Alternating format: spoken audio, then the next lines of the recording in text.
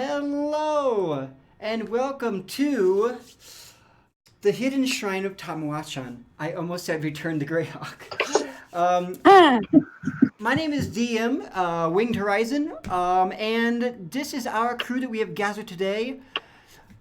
Let's go ahead and start introducing the crew first off. Welcome, everybody. Thank you so much for showing up today. Let's start out with you, Cal. Uh, as my character or the player? Well, you can say who you are and who Uh, you're playing. I am Calvin, and I'm playing Spoon, the Zombie Slayer, Kobold Ranger. All right. Perfect. Okay, and how about you, Rebecca? Hello, yeah, my name is Rebecca, and I'm playing Ella Quilltip, a wizard and a PhD student at Greyhawk University. All right, super. Okay, and how about you, Irish Dream? Okay. Hi. My name. Sorry, was it character names or? You can say who your character name is. We're going to introduce our character and who they are right now, so everybody knows who you are and who you're playing. Okay, my name is Brittany, and I'm playing a Cobalt Soul Monk, who is a Tabaxi. His name is Star of Solstice, and he is a black cat with a white star on his forehead, and he wears the blue robes of the Cobalt Soul. Awesome. Okay. I'm so excited. We have some really unique characters that were made just for this game and that were adjusted or changed with the background to fit into the Greyhawk world. Let's see here. Go ahead, Falcon. Hi, I'm Falcon. I'm going to be playing a tiefling warlock named Fenwin Hears, and I work for the university. All right. And Lights. Of course, you decided to save the best for last, as I requested. I am Mario Vilas. I am playing Mogren Clayhammer, a dwarven soldier and cleric of Foltis, bringing light to a dark and, while not desolate, certainly evil land. And yeah, hope we'll all have a really good time. Awesome. Okay. So, we're going to be doing a Theater of the Mind session this time, and it's going to be introducing because this story goes back. It doesn't start today, really. It goes back a few years. We've had. Let me look. We've had Ella at the university studying for quite some time, where she eventually met Spoon, and we've also had Finwin, who showed up, and recently, all three of them are studying at the university, and recently, Finwin received a package. Now, Ella and Spoon and all of them are working pretty much in the history and the arts and history, and they're trying to, of course, make it big as researchers, academics. And they've been studying ancient cultures, but there's one breakthrough that came in, and we're going to start with a scene just with those three. So you are now at the University of the Grey University in Greyhawk, and go ahead and introduce yourselves. The scene is beginning.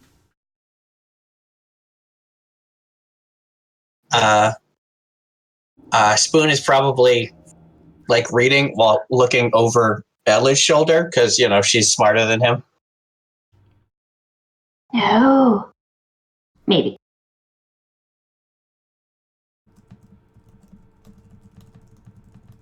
Like a book is a hat. Be careful with those pages. It's okay. Okay. Wait. All right. Yeah. When they're reading, Ella has her big glasses, and you see they have like two different thicknesses of the glass. Like, so one eye is really small and one eye is really big. Because like sometimes I'm like, I read a lot, and my eyes, I don't know, they're very sensible. and she has pencils and quills all around, and little pouches and papers stuck behind her ear, and it looks really chaotic, but for some reason, most of the time, she finds it quickly, whatever she needs.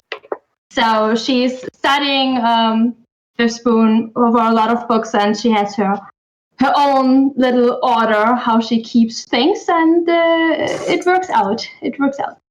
Right. So.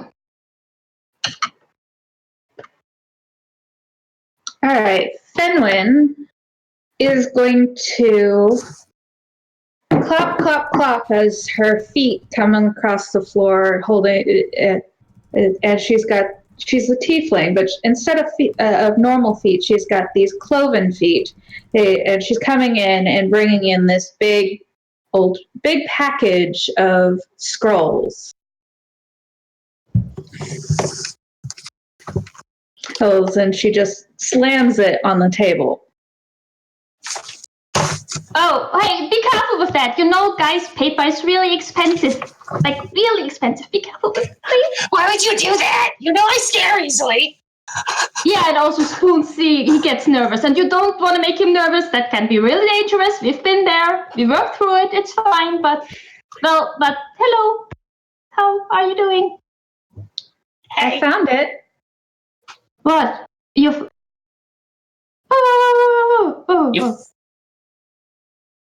found scrolls? Good job. There's tons of them. Pull out a scroll and roll it out on the table.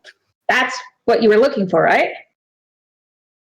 That looks like a map to me. And I grab his hand. It's heavy. Okay, right. We are all professionals here. What do we see? So what is it? Is it like the real thing? I'm like sniff it, like lick it a little bit. Tastes real. Oh God! Did you bite something off? No, not this time. Good. Just tell me when you're hungry. You know. It's like. Okay. We have to go through it all. We have to see how the paper is and if it's authentic, and study the ink, and we have to track it. So pinpoint it. We where don't it is. need to authenticate it. I've already done that. You always wait. How? What was your method? I mean, they're these are my mother's papers. Oh.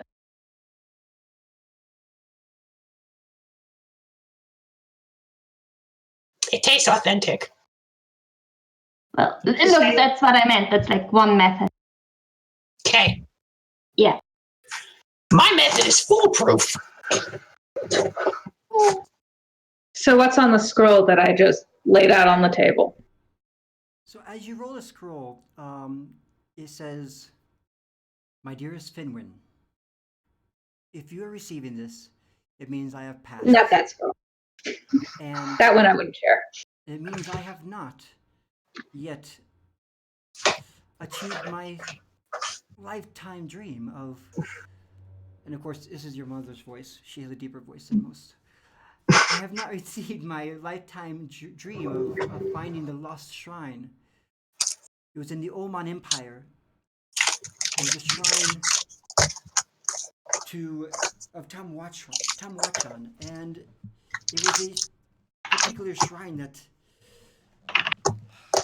the city collapsed in a day, and it was thought to be lost in history during the time of the Spellweavers. I have found it, I'm sure, and so I send this map to you so you can finish my life's work. And on this map, if you go to your handouts, you'll be able to see on this map that, let's see, I'm going to make sure you guys have the handout. You should be able to see the map to the hidden shrine. And there's a big X. Oh. All right. Do you see that? It's at the top of your list of documents. Yes. Yes.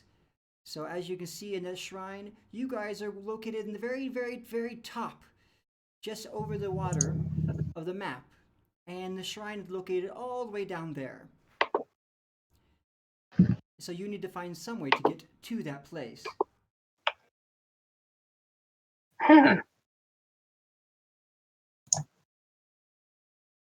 All right, so yes, you need to find some way to get to that place. Thank you so much, Wu-Tang.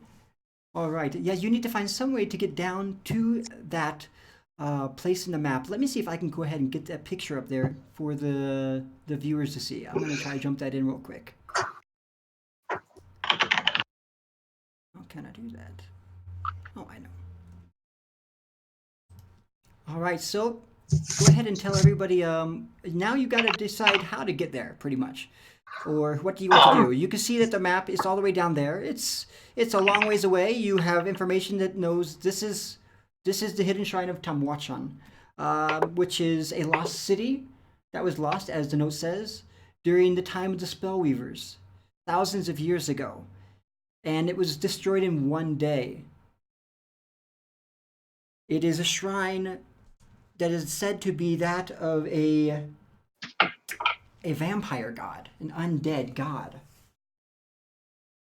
And that is all is known, but it's expected that there could be great riches if anything survived. Undead. Just think about the artifact. I'm thinking about killing undead is what I'm thinking about. I never killed an undead, but so we're gonna go there, right? We're gonna Well, obviously we're gonna go there. a ship There's undead to and kill. maybe get some people that are like used to going through areas like that. I mean, Well, yeah. I mean, our options are we walk the whole way. probably will take a while. Or we I take a have bite. very small, short legs, so yeah, Yeah, so do I. yeah. So we need to charter a boat. We need to find some other people to go with us because Maybe just the some three of us is people not that enough. are taller. I really like there's some tall people around me for like some like meat shield. She's just gonna look down at you two, and it's because she's 5'3" to your small size. I whisper to Spoon like more of those, like more of her. I wish I was a little bit taller. I wish I was a baller. I wish I had a girl. If I did, I would call. Hey, do you have siblings? Do you have siblings we can hire, Fenwin? Maybe? No, but I'm sure the university can help us connect to some people. Yeah. That's good. Yep. Do this. And be quiet about it. We don't want like everyone to know that. Yeah, they might try to take the treasure from us. Yeah. You should be the one to get the And ball the rolling. credit. You're the one who needs the university credit for this. Yeah. Yeah. So, hello. And then she's going to roll up the scroll and put it back with her stuff. Oh my god. So what you do know, as you're just academics and more or less PhD undergrads type of situation, you would probably need some backing, official backing by your university to travel such a long distance. For one, you need transportation, passage on a boat. And two, you definitely need somebody who has connections for security. So we're going to go ahead and fast forward a little bit to as you go to the head office, the office that's in charge of foreign affairs.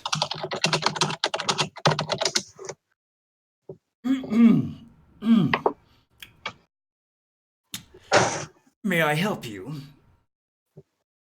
Hello. Yes, we want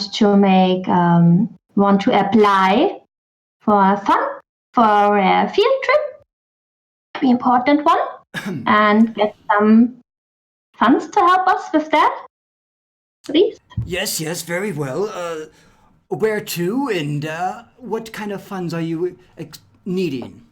What is your proposition? Oh my god, but what do like people that can, what do they cost? I don't know. Wait, I have to talk to, then I talk to the others. How much do you think we need? I have no idea. I live in the And, woods. and we shouldn't tell them exactly where we're going. We should tell them like, just like, you know? Well, I mean, I think you're supposed to tell the people that are giving you the money where you're going. But not like every office person, like not just like this little guy that's just behind the desk. Only the important people. I can It's hear an that. expedition. Okay. Okay. We need gold for some like Before bodyguard. we talk about the Oh. money, Yes. what is the purpose of this trip? Okay. It is. Okay. We found something. We found It's an archaeology expedition. Yes. An exhibition And- where? To the south, like a temple, temple with maybe artifacts and a lot of knowledge, a lot of lore. I see. Interesting. Okay. And Mm-hmm. how will this come as a help to the university? Well, I expect we can gather, like I said, a lot of knowledge, a lot of lore. Maybe we can, I think, find out a lot about a lost culture. And maybe even one or two little nice artifacts that we might generously give the university. And how do you know where this temple is? We have a map. Oh, she does. Yeah, And it's authentic. She said so. She said she... it tastes authentic. Hand it here, please. Let me review it. Fine. He goes, Yes, I see. Oh, Amadia. Ooh, that's a faraway place. You really like long field trips, don't you? Why would you want to go so far away from Greyhawk? To a place as so savage and wild as the Amadio jungles.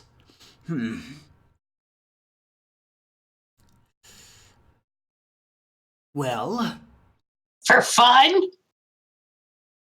I- Because that's where it is? yes. We don't get to choose where the lost cities are.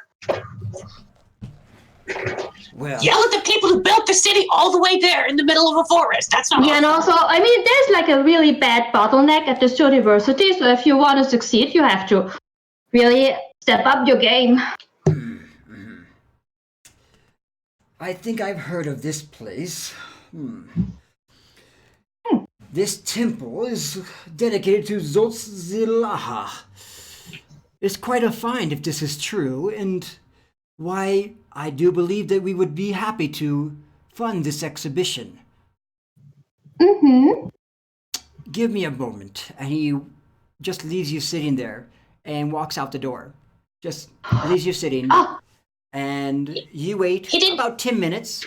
He didn't even taste it to see if it was authentic. I doubt his credentials. And then at the end, about 10 minutes later, you see the door open. Well, very well. I have found some supplies for you, and I've talked to my contacts that are in. Well, I'll be transporting them here shortly.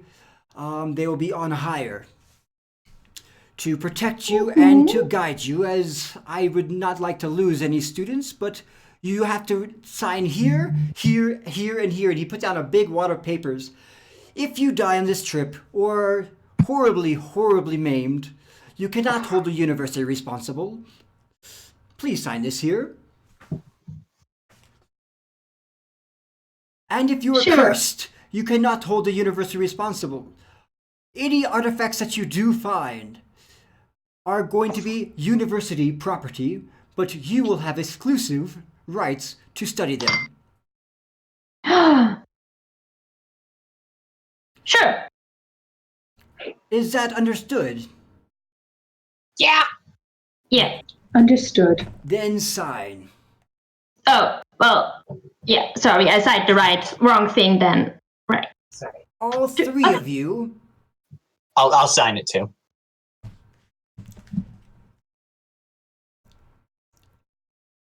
Very well.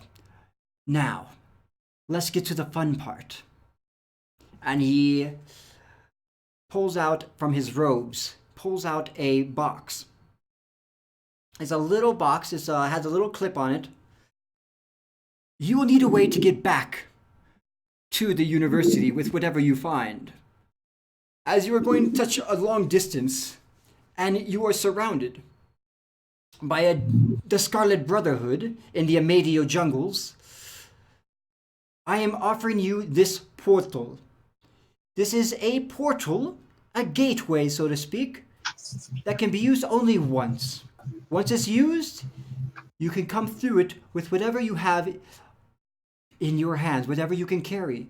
It will stay open until you close the lid. Understood? How many, so as many people can come through it as it stays open? Yes, it has one charge.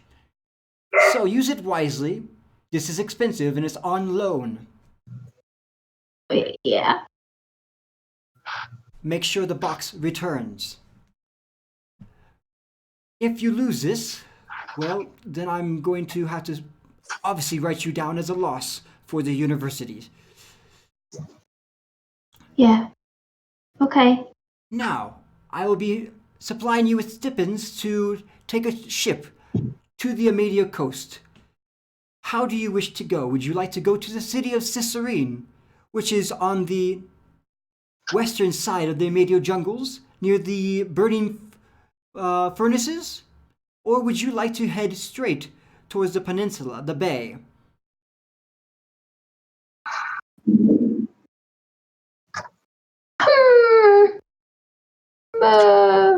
Whatever gets us closest.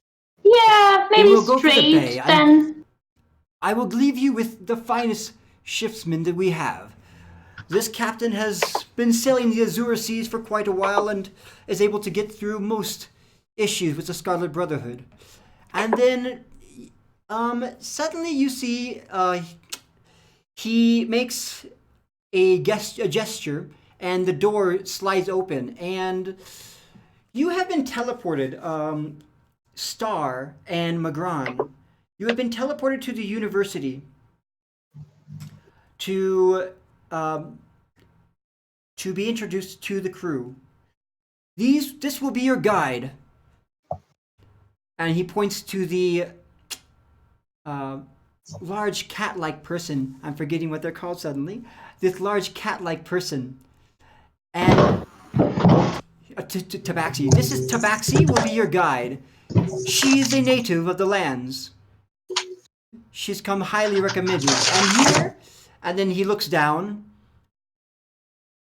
is Magran. He will be your protection. Ah, okay.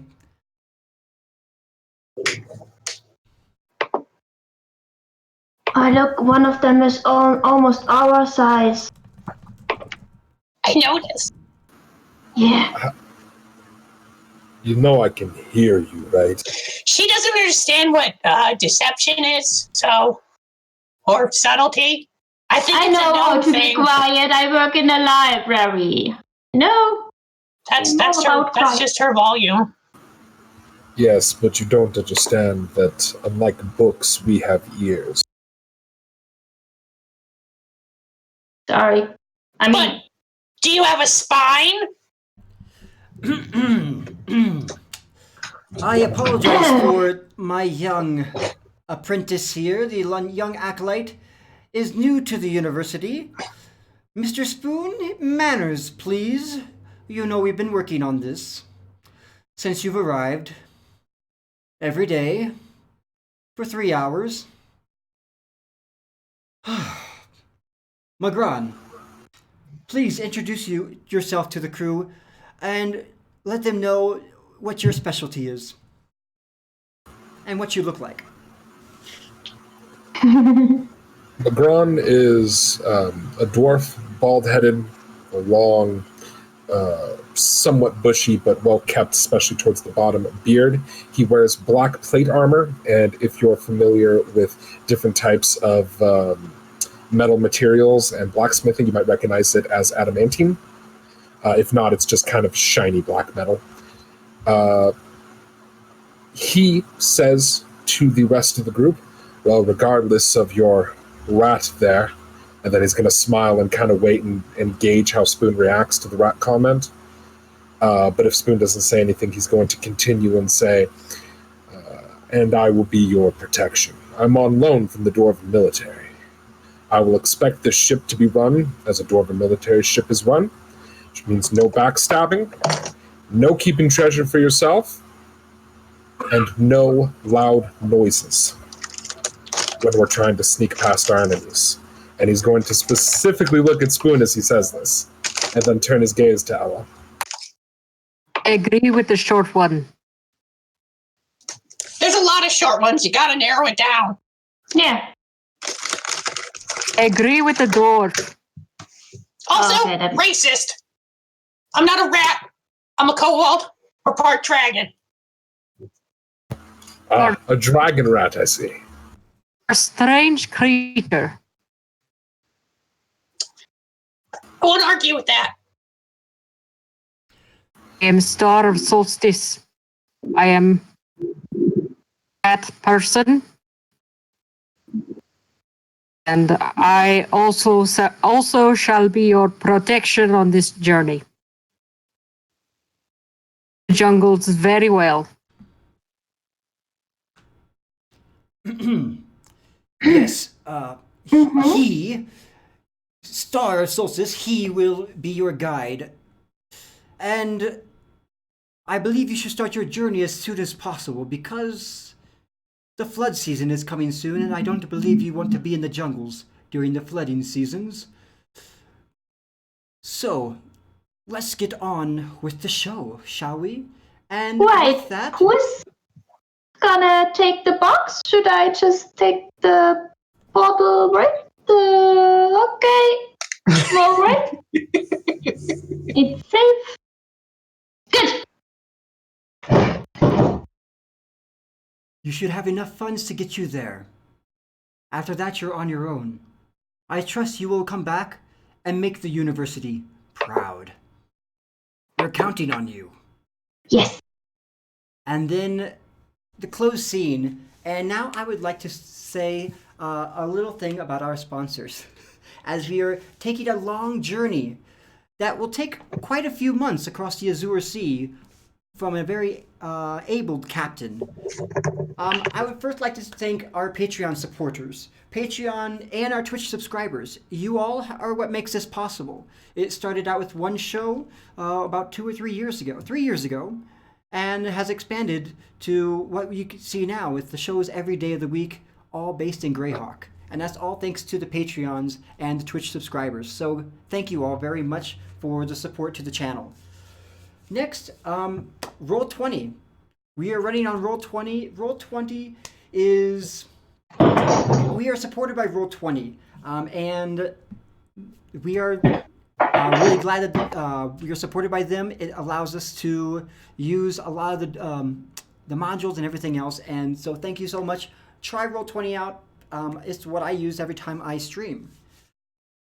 Next up, we also have Heroic Maps. Heroic Maps are our official Battle Map sponsors.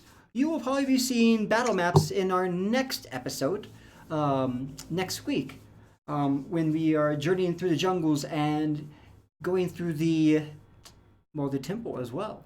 And next up, of course, we have Tabletop Loot. Tabletop Loot has incredible dice. If you go to tabletoploot.com and enter Greyhawk with a capital G and capital H in the coupon code box, you will get 15% off your dice order. I have plenty of their dice of my own. I love Tabletop Loot, and I think you will too. They always have some great deals going on. And last but not least, If you are a Patreon supporter and a Twitch subscriber, you can get coupon codes to ruinc.com and Cantrip Candles in the private section of our Discord. So, I really hope to see you all soon in the Discord. We will be there after the show, at least I will be, to chat with anybody who would like to chat after the show and talk about, well, perhaps the creation. I'm creating a kind of a unique show of Tamoachan. It's not going to be the regular, straight from the book kind of module, but it's my own little making, since I'm got lots of resources here in Mexico. So, with that being said, we will continue on our journey across the seas. Now, as you go through your journey across the seas, let me grab my dice, which I guess I don't have, so I'm going to use the one on this roll 20. And there we go. You guys are journeying across the sea. And as you journey across the sea, you see some wondrous things. Luckily you are not attacked within the first few months. Hi, Solus. And you're lucky you're not attacked in the first few months. You're blessed with fair weather. Of course, there's some turbulence here and there as you go across the deeper end of the sea, but as you continue along, you see that it's actually pretty. It's going pretty smoothly. You see dolphins, you see creatures that you've never seen or heard of. Of course, I'm guessing Solstice is probably going under deck. But as you're on your journey, I would like you to go ahead and roleplay whatever you'd like. The captain is a very gruff man who wears a kind of a pointed cap, and he keeps a very well-kept ship. You can see it's a well-kept ship. This university does have some funds, it seems, because you are, well, able to. You're pretty much in the storage area for your living quarters, but the ship is fine.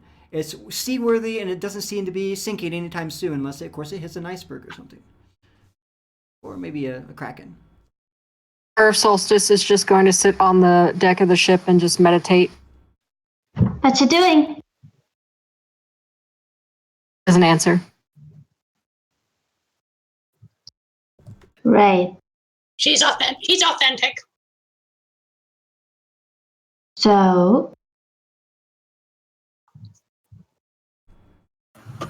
Magrin is going to attempt to stay as far away from the sides of the ship as possible.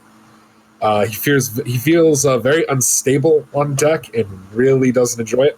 And the fresh air is just a little overwhelming. So for basically the entire trip, he's going to try to stay below deck and distract himself in prayer as much as possible. But if anyone comes down and finds him, he's going to try to bug them into playing some chess with him. ooh. He has a board of dragon chess. Fenwin is absolutely below deck because walking on deck is sometimes not as easy for her. So she's going to be lying on whatever cot or bunk bed and like going, go there.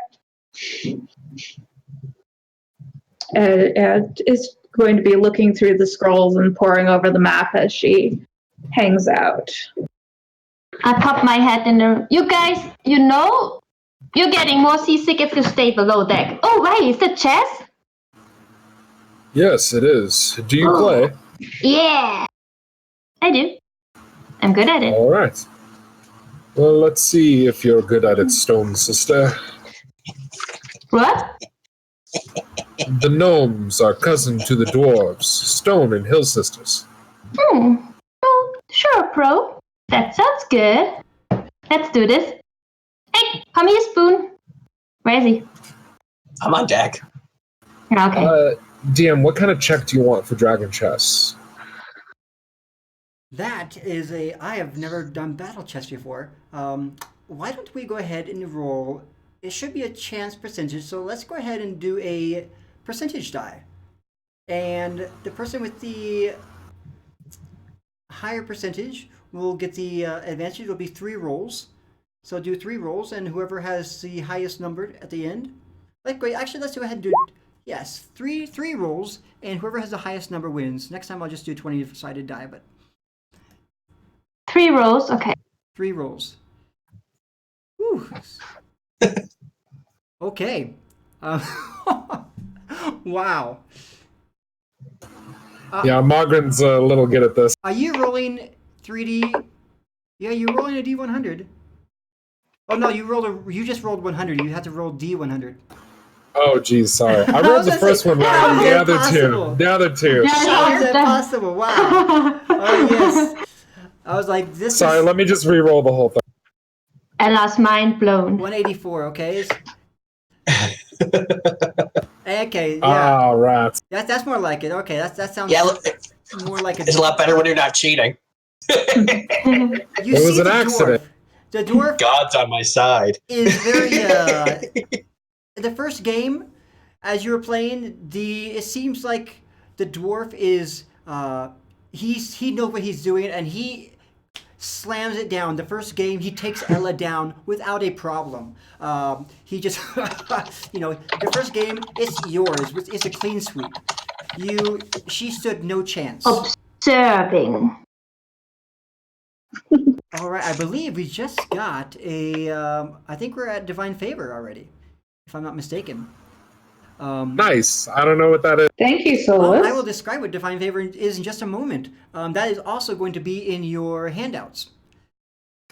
Ah, But all right, so the first game you win without a problem, and then the next 2 games, while you are feeling so cocky that you have your race created this game, you are the winners all the time, blah blah blah. You are just embarrassed, completely blown out of the water. You lose all of your pieces before she like loses 1 pawn, and you lose all of your pieces in the next 2 games. Don't worry. It's a long trip. I can teach you some things. perhaps it's beginner's luck. But I'm not a beginner. False advertising then. But it was a lot of fun. Just walk by. It's called hustling. We weren't playing for money. What are you hustling? All right, let's see this thing here. I'm double checking to make sure we don't have any. Let's see. Do we have Divine Favor? Let's see. 3,000 bits is Divine Favor. So we now have. That's $30. 3,000. 1, 2, 3. All right, we're at 500 bits. All right. Good night, Solus. Thank you so much. So thank you for all the bits. 500 bits. You're so awesome. When we get to it looks like 3,000, then we will be doing a Divine Favor. What is a Divine Favor, you ask? So Divine Favor, here on the Greyhawk channel, we love our Divine Favors. Divine Favors is when the community is able to throw lots of bits pretty much, and it gets to 3,000. Once it gets to 3,000 bits, then we are doing Divine Favor, as I said already. What does that mean? That means one person in the group will get a special roll, a favor from the divines, and it's up to 6 options. The first one will be a divine inspiration, which grants 1 inspiration credit. The second one is a supreme fortune. The third is a perfect skill. The fourth is a critical hit. The fifth is a supernatural protection, and the sixth is divine efficacy. So what does that mean? That means once we get to, I guess, 2,500 more bits, 2,500 more bits, we will be able to do a divine inspiration roll, which is a divine favor, and that means we will roll a 1, 2, 3, 4, 5, a d5, and see who gets the divine favor. And that's how we decide that. All right, so back to the adventure. Magran, you have just been horribly, humbled by the short gnome, Ella, and what is the Tabaxi Star of Solstice doing? Meditating. Meditating. All right. And what about you, Finwin? Finland has been in this room the entire time, laughing. I guess she looks over in between the maps. She doesn't like being on deck because she doesn't feel like her feet are steady up there either. Climbing mountains is so much easier than climbing, going across a smooth deck. Okay, excellent. All right.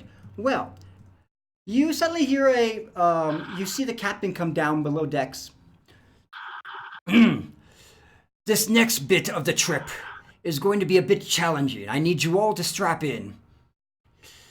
And you need to stay below decks for the rest of the trip, as we are coming towards the peninsula of Amedio. In the peninsula of Amedio, it is controlled by the Scarlet Brotherhood, and you do not want to be captured by them unless you prefer to be a slave for the rest of your life. Nope. So, Really good advice. shut up, Star be quiet, slowly. and stay strapped in because sometimes the weather gets a little bit choppy here. We're going to go in for a tight round. We are going to drop you off at the beach, and then we're going to let you on your own, and we're going to continue on our way. Wait. When you say drop off, you don't mean like you just gotta like, throw us overboard or something and rush away. You're going to be given a small boat, yes. Okay, small boat. And you're going to row yourself up to the beach. Oh. That is how it's done. Otherwise, we will wash up on the shore ourselves. We do not need that. It's a sandy beach. It's a sandy beach, so you should be fine where you're headed. But be sure you do not go west as you land. If you do, you will go into the hole of... Well, you'll go right into the hands of the Scarlet Brotherhood, and you do not want to do that. Especially... And he looks around at the variety of races here. Especially with such a variety of people, life forms aboard. I've been playing too much Star Trek. This brotherhood, the racists. Say that again. This brotherhood, they are human supremacists. If you can call them human, they're Sul. They think they're superior to everybody, yes. Margaret spits. You would know who the Scarlet Brotherhood is.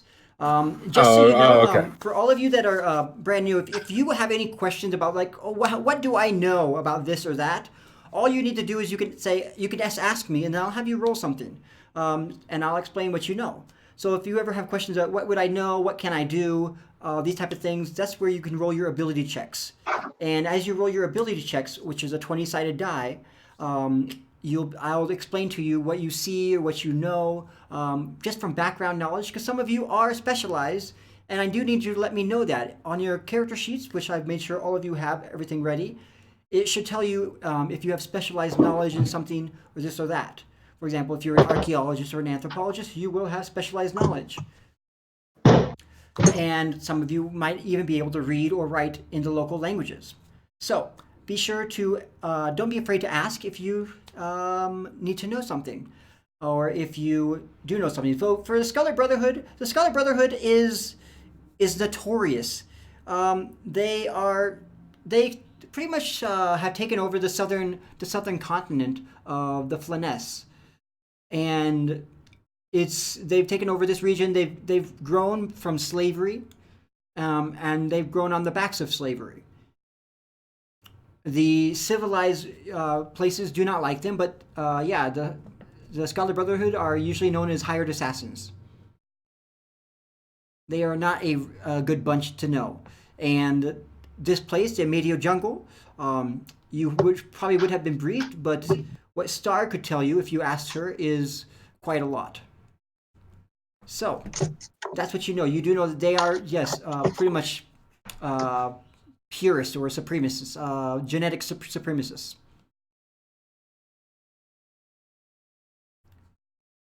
So,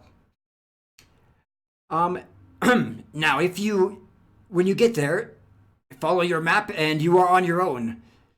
Good luck. Thank you. You too. You So won't need luck. I get out like a really tiny notebook and I write down, don't go west. Okay. Yep. Okay. We are safe. Don't go west. Don't run into the bad people. Can someone row a boat? You look strong. And I look at Macron. I can row. I have a feeling it's going to be all of us rowing. Wait, what? Have you never looked at But a usually rowboat? don't- It's not usually one person. Yeah, but I mean, usually you don't have more than 2 of those row thingy. This is a large ship. Mhm. It seems to be No. A trading ship. The boat when we are rowing Yeah, on the The land. boat you will be rowing is going to be able to fit about, well, 5 of you. Up to 6 people, really. 5 comfortably. Okay. It might be hanging a little bit low. The dwarf might need to sit in the middle so he doesn't tip it over to the one side. But yes. So pretty much maybe the kobold and the dwarf might have to buddy up so they can even out the weight of the boat, as one is quite light and the other one is quite heavy. But besides that, it's a regular rowboat that will be roped down from the waters, and you have to go about maybe 300 meters. All right. Before we get 10 minutes before we're going to get dropped off, Magrin is going to ritual cast water walking just in case the boat gets tipped over. Well, that's a good one. All right, and actually, you can see all my stuff. Okay, well, as it continues, suddenly you hear enemy on the port! Enemy on the port! Heel to starboard! Heel to starboard! I think that's you. And Because you're a healer. are you all still strapped in with the rope? Yes. Yes.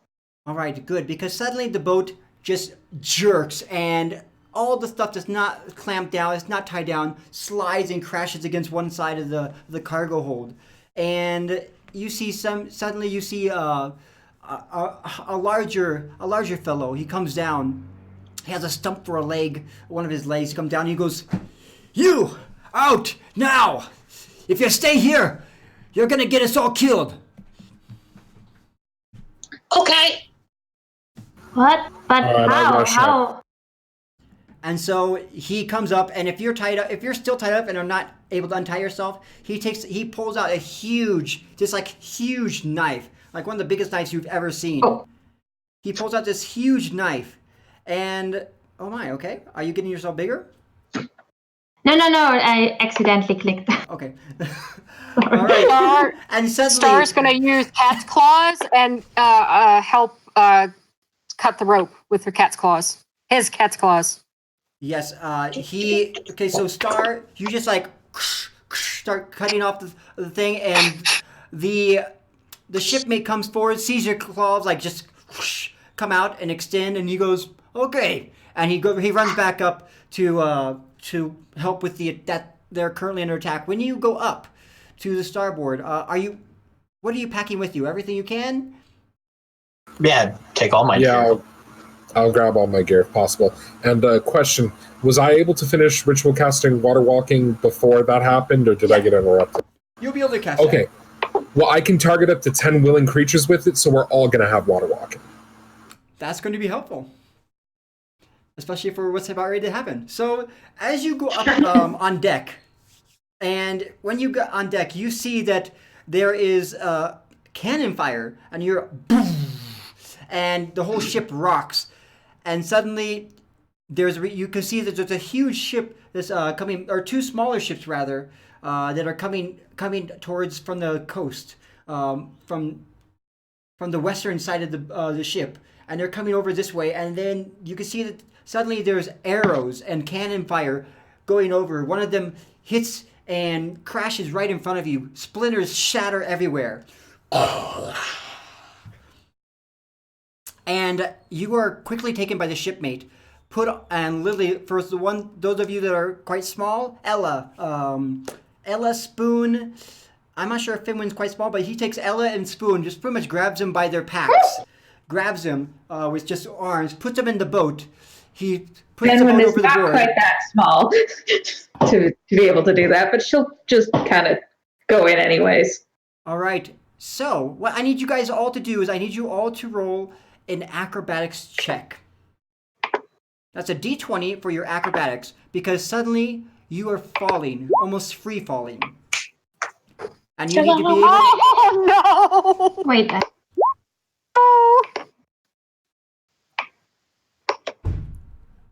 you are free falling right now, and you need to know if you can stay on board the ship.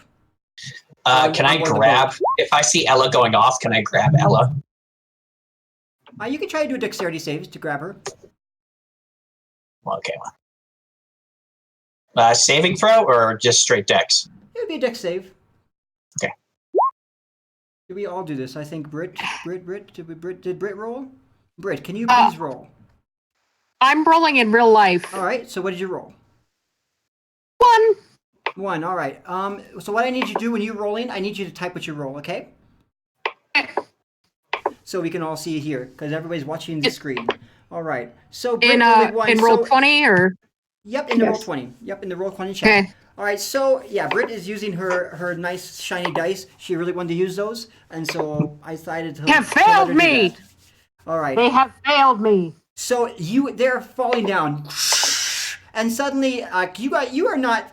None of you have really been on that many boats. You're from Greyhawk, really. I mean, you might have been on a couple river boats, but on a ship and being thrown overboard, pretty much on a small little rowboat.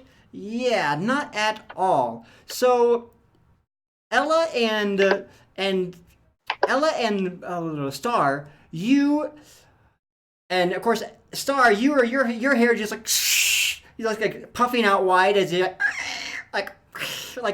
you're about to be thrown into the water, and you are going right towards the water. And just before you hit the water, Spoon, who are you reaching for, Ella? Well, I mean, if I see both, I'd probably try to grab both, but primarily Ella. If I could try to also grab You wouldn't be able to grab Star. both. You'd have to choose. All right, then I'd primarily choose Ella. All right, so you see Ella, like, she's like almost lifting like there's no gravity, and you realize and you see that she's not probably going to be able to stay on the boat. You just jump up with your like Langley arms and just grab her feet and pull her back down and hold her tight to the boat. Star unfortunately hits the water, and you hear a loud like "Row!" but Star, you don't get wet. I mean, you get splashed from the waves, but you were expecting to be submerged in the water. Instead, you're standing or you're rolling right beside the boat. The boat's in the water like this, and they're saying, "Row to shore! Row to shore! Save yourselves!" And they're already rowing, like the big ship is already moving and leaving the area that's under attack. They're trying to go towards the boats that are attacking them to distract them for you, but they're giving you a chance to escape. So, what would you like to do? You're 300 meters from shore. You see that Star is rolling on the surface of the waves. You're doing great. Do I think, or does Mogren think it'd be easier to row the boat, or to jump out in front of the boat and just try to pull it to shore using his water walk? For you, probably stubborn. You probably don't like boats that much, if I'm not mistaken. You would prefer to use your feet. I mean, I'm guessing that's why you cast it. Yes. All right, yeah, that's fine. Then what Mogren is going to do is he's going to hop out the front of the boat, place his hands firmly on the very front of it. I forget what that's called, and he's going to call out to Star, Catman, push, and he's going to start pulling the boat, and hopefully Star will get behind and start pushing it from the backside of the boat. Okay. All right. Go ahead and roll his strength. Star, are you going to? Are you going to? Are you going to push as well? Are you going to follow the order, or are you just going to start running towards the shore?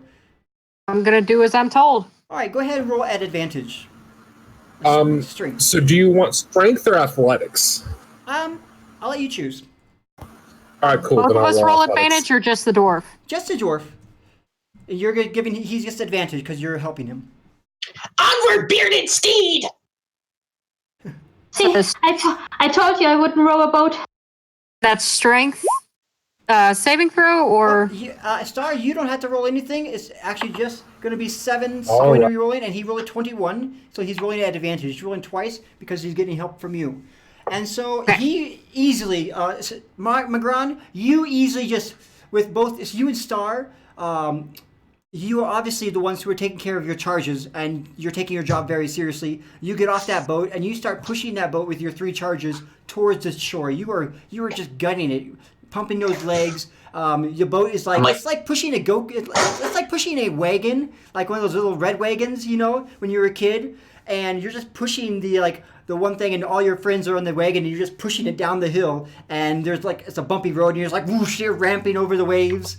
That's what it seems like. If you wanted to compare it, you're just like literally pushing it through the waves as they're coming in, and jumping over the waves, and you get to shore and quite quickly actually. And as you look behind you, you see what seems like the boat seems almost a tiny speck now, as these 2 other boats are chasing them. And now you are on the shoreline. Is everyone okay? I don't know. What fine. happened? What happened? Star is just going to like do that thing that cats do when they're wet and just like. Well, that's a dog, isn't it? Cats do- Cats and Cats do dogs it do too. it too. It's just Cats do it by limb. Like they're like shaking Yeah, off their shake it off. limbs. Shake it Dogs off, do it with, like, the whole shake body. it off. the water. Right, yeah. Okay. All right, let's go ahead and get some music in this thing. I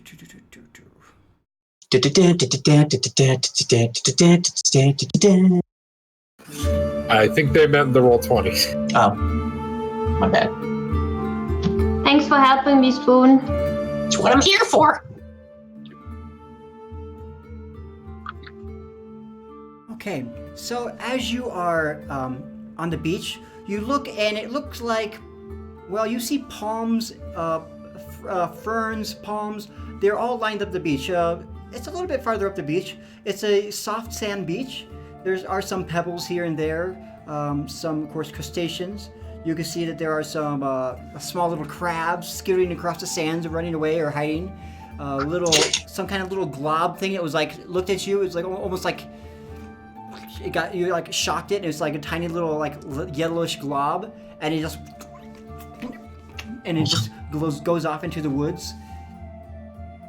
As you all come ashore, you are a little wet from the waves that were splashing over your heads, but besides being wet from the waves, you are uninjured, and you are now on the beach. You are on the coast of the Medio. Let me go ahead and show you where you are.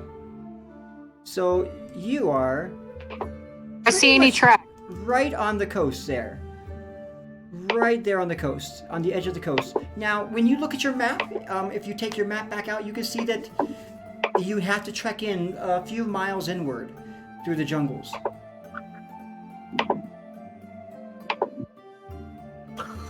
Well, At least 20 a reason miles. not to get to it. Oh, do I see any tracks? You see any traps? Go ahead and check for traps. You roll your Tracks, footprints, Oh, tracks. footprints. Excuse me. You would be checking for an investigation check. If you're looking for any actual footprints. Oh, this is not my night. All right, what do we roll here? So would it be perception? That would Investigation. Be investigation. If you're actually investigating, looking for something. 8. All right. Did you type it in the Roll20 chat?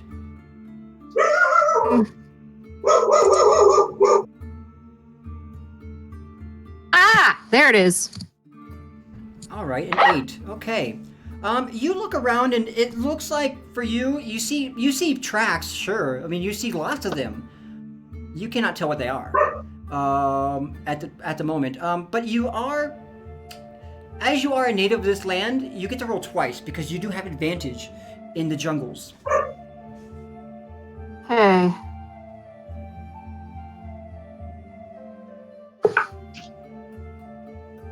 Oh, it just keeps getting worse.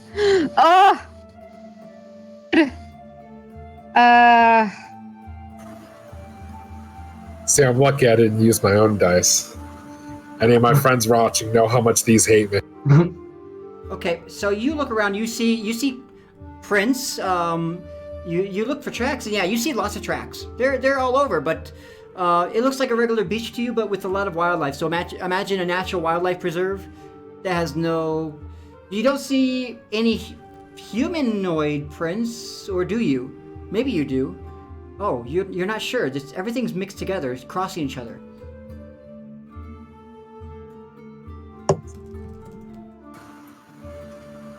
All right. They said the Scarlet Brotherhood was to the west of here?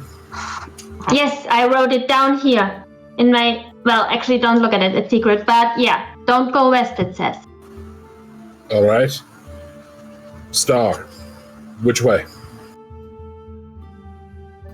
I know which way. Well, Fenville has a map. You are our guide, are you not? The map would tell you where to go. The map says you should pretty much head directly south. Into the jungle. Into the midst of the jungle. All right. Find us a good path. Alright, so let's go ahead here. Where is my paper help? I hope I didn't just go spear everybody. Alright. So, as you are starting to head into the jungle, you can hear the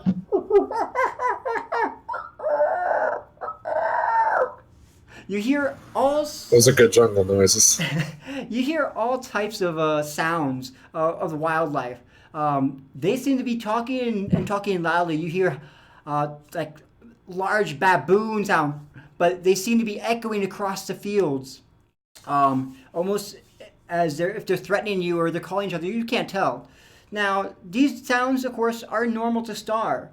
To you all, they are quite exotic. You hear so many types of sounds that you're not even sure that when you come close, it seems like some of them quiet up, but then as soon as you pass, they get loud again. This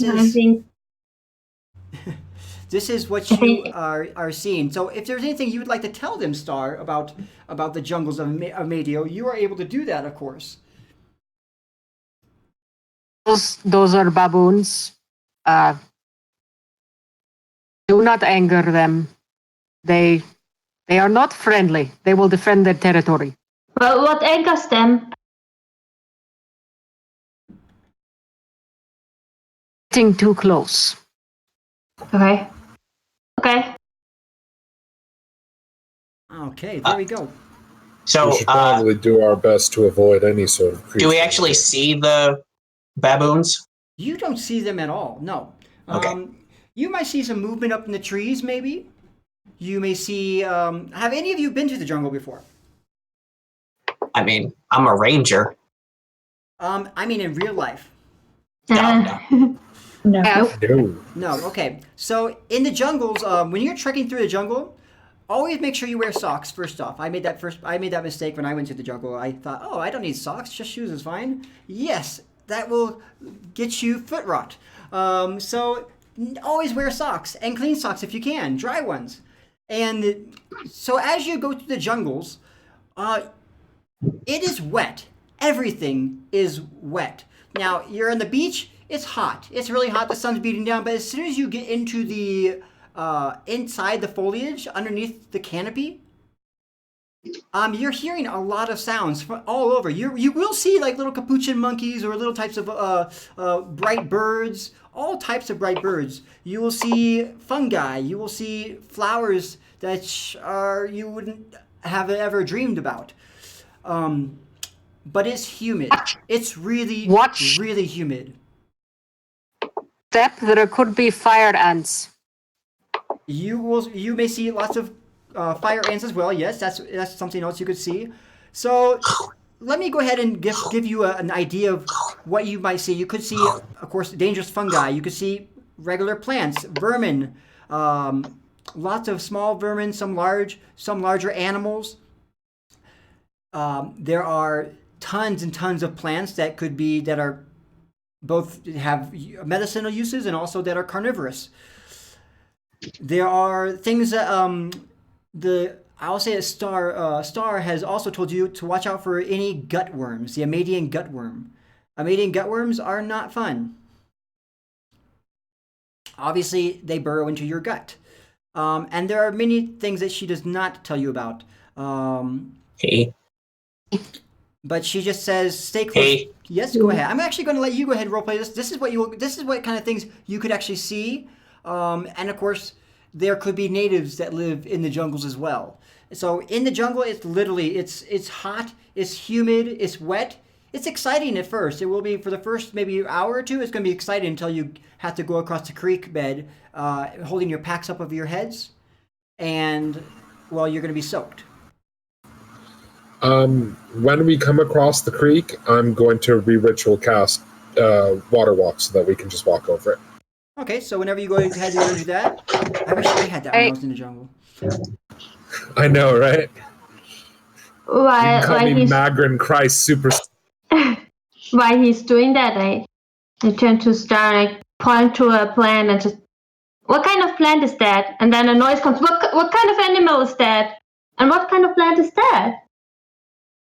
Okay. To ask a lot of questions. Yeah, I'm just gonna take my notebook. And what kind of animal? Whoa, that's gone now. So and you live here? You are from here? Long time ago. Huh. I want to, Star, can you please roll a perception check as you're talking to answering all these questions and trying to pay attention? While that's happening, when I start ritual casting, Kandar estrada kandos, thrasindactunos frandus kandar, dematus kandar. I just like to, do some incanting. Don't worry about it. You said perception? Yep, that's perception. Yes.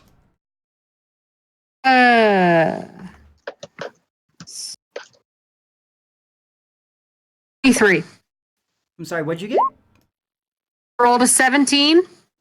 Okay, 23. Okay, perfect. All right. So as you are coming up, you hear movement that seems to be coming. Just it makes the hair on the back of all your body really, but especially in the back of your neck and your arms. It just raises up in alert, and you suddenly feel yourself in danger mode, and you yourself jump into a tree. Because what you know is coming is a swarm of snakes. Up. What kind of tree is that? What? All right, so who would like to try to climb and who is not going to climb? I can. Let's see. Can I climb and possibly take a small person with me who probably can't roll athletics? You could try, but I believe you'd have to climb up first. Athletics? But this is going to be a reaction. This is going to be a reaction because suddenly in the foliage you see that there's a swarm of these like bright green with yellow backs and black diamond backs snakes. They're just like going through the foliage. They're just coming through. So it's more of a reaction thing. Can you grab onto a branch that's overhanging a vine and climb up? Star reach down and palm the kobold's head like a basketball and just lift him up? I need you Yeah, to roll I'll a roll strength. that. You would need to roll a strength, Star, and the rest of you would need to roll an athletics check.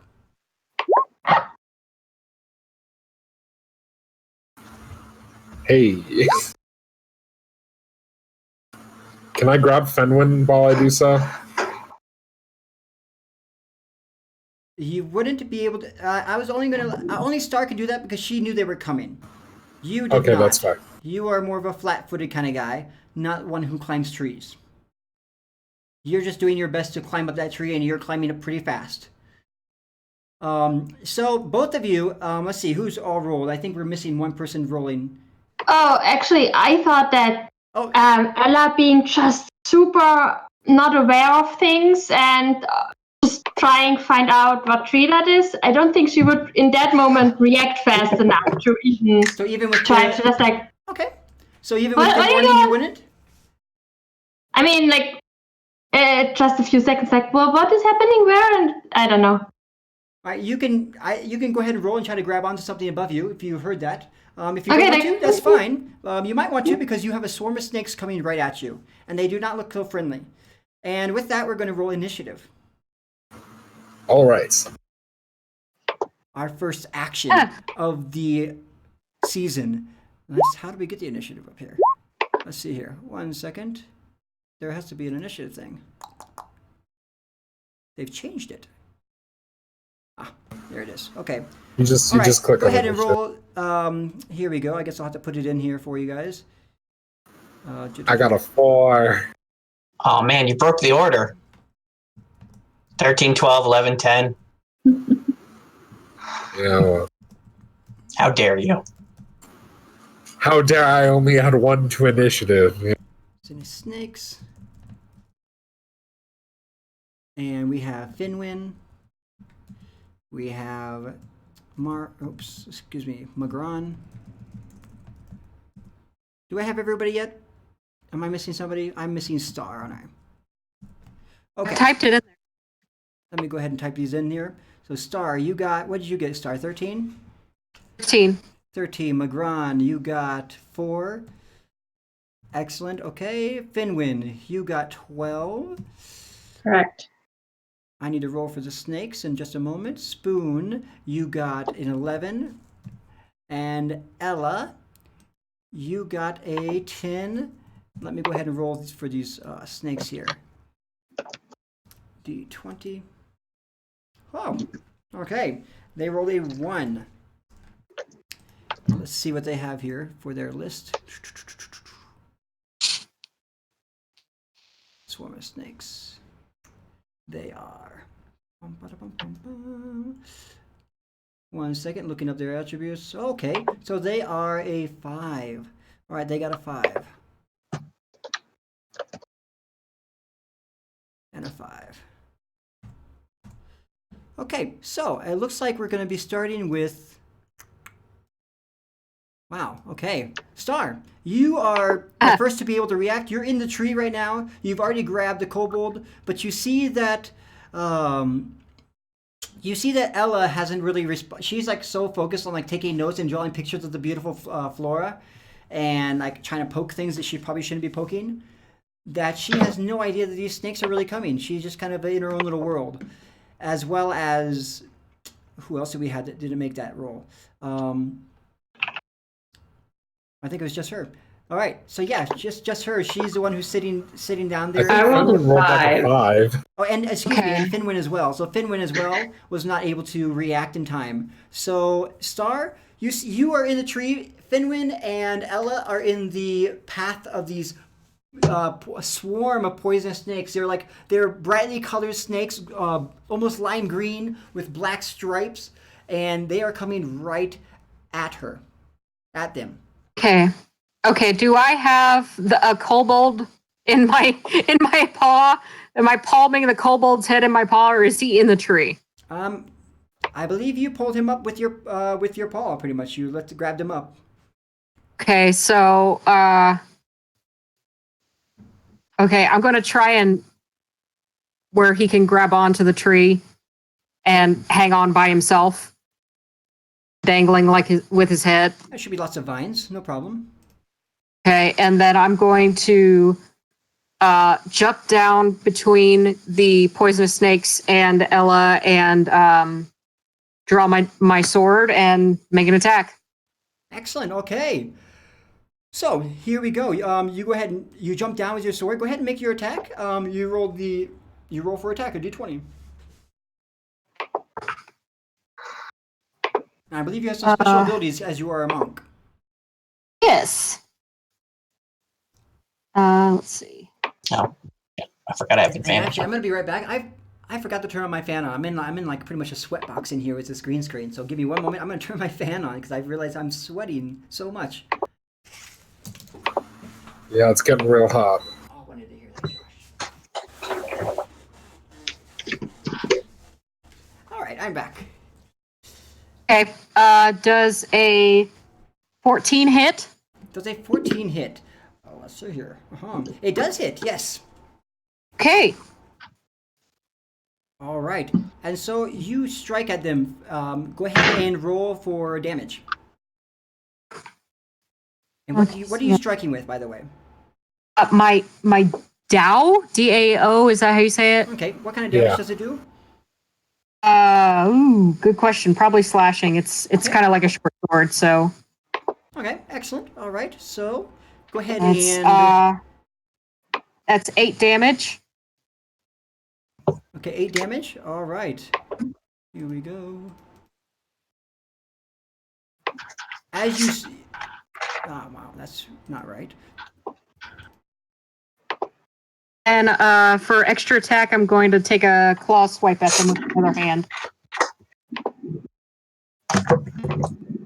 Okay, go ahead and roll for that claw attack.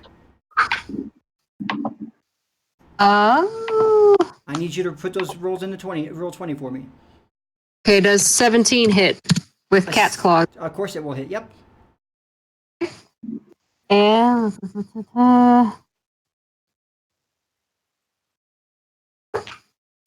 oh my goodness. 7 damage. 7 damage. Okay. So you do seven more damage, and what you do is you first you just jump down in the way like right in front of Ella and Finwin, and you slice down, cutting off four of the snake's heads that are coming at you, and then with you just cut down with one hand, and the other hand your claws come out and just whoosh, and you take down about 4 or 5 more. Okay. But there is still quite a large swarm coming out.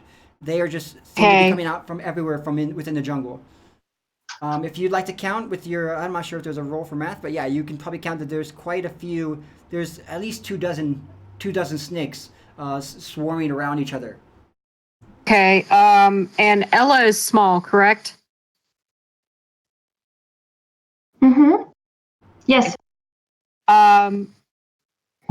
Movement, I'm going to grab Ella and then jump up into the tree and get her in a tree and get her safe.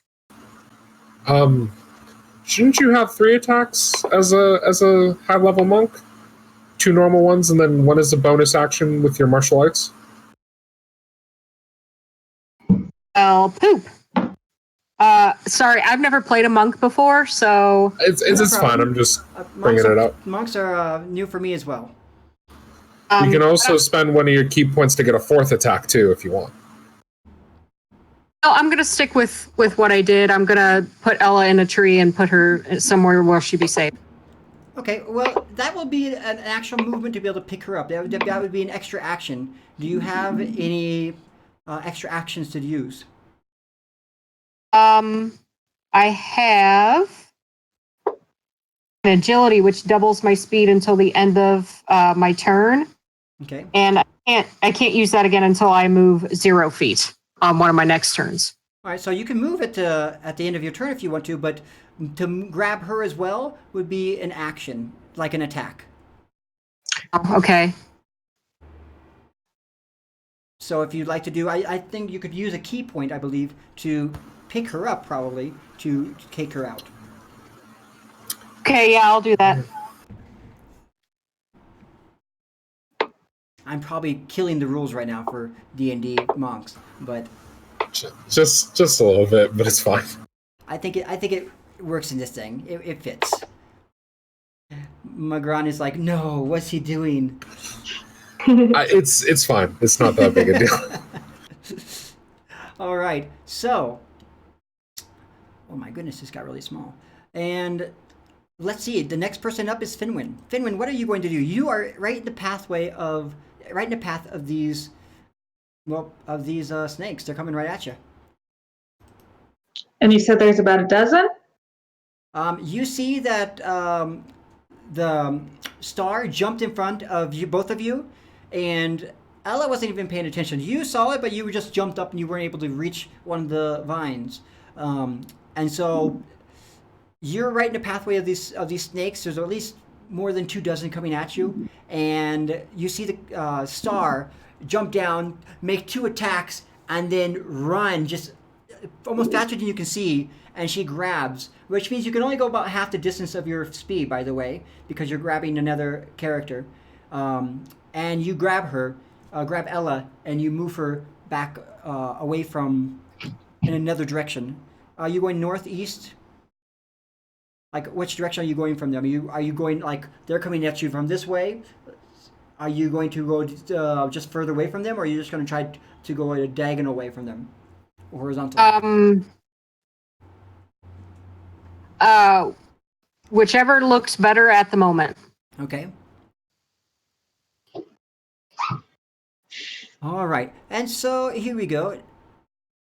Take a walk through stream. Okay, there we go. And so you just grab her. It is Finwin. What would you like to do? You have you see the snakes coming right at you. And they don't look very friendly.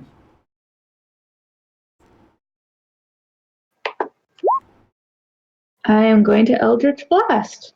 Eldritch Blast. Okay. So Oh, why don't you go ahead? I'm not sure if everybody knows what you look like. Could you describe what you look like as a character and as you're casting this? What does this all look like? What do you look like? Fenwyn Hirus is a tiefling, but she doesn't have the red skin or anything like that. She's got these slightly curled horns that come up, and she always has this hat that with perfect holes for her horn. She's got curly hair, olive skin, these bright yellow eyes with these little orange flecks in them, and she's not that tall, but and she's got cloven feet, so she's almost looks like she's about ready to crouch at any moment to look at something. But as she comes in, she will go with her hand, and it comes with this eerie look to her with the Eldritch Blast. All right. So I need to make a spell attack, correct? Or is that... You should be able to just click the button Eldritch Blast. It should be in your attacks. All right. So there's I believe I set it up for that. There's one beam, and then here's the second beam.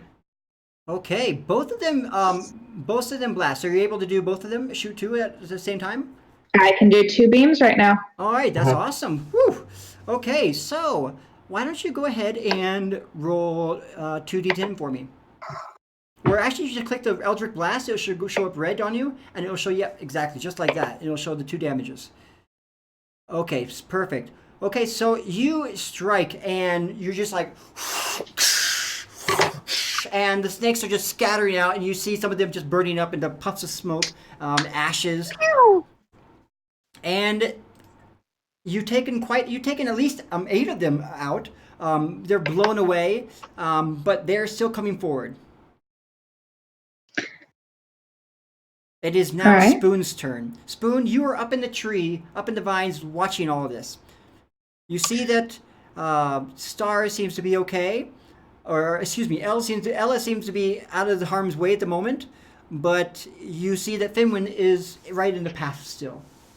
How many more snakes are there? How many more snakes are there? There are more than, less than 24, but more than a dozen. Okay.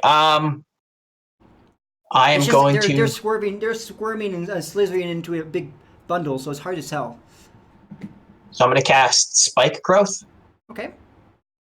Spiky Spike, save us both! Sneaky Sprout, Spike Growth! As I stab with some little twigs. All right. And so, literally directly in front of Fenwin, will be where the edge of the radius, because it's a 20-foot radius. Okay, so just here and yeah, pretty much.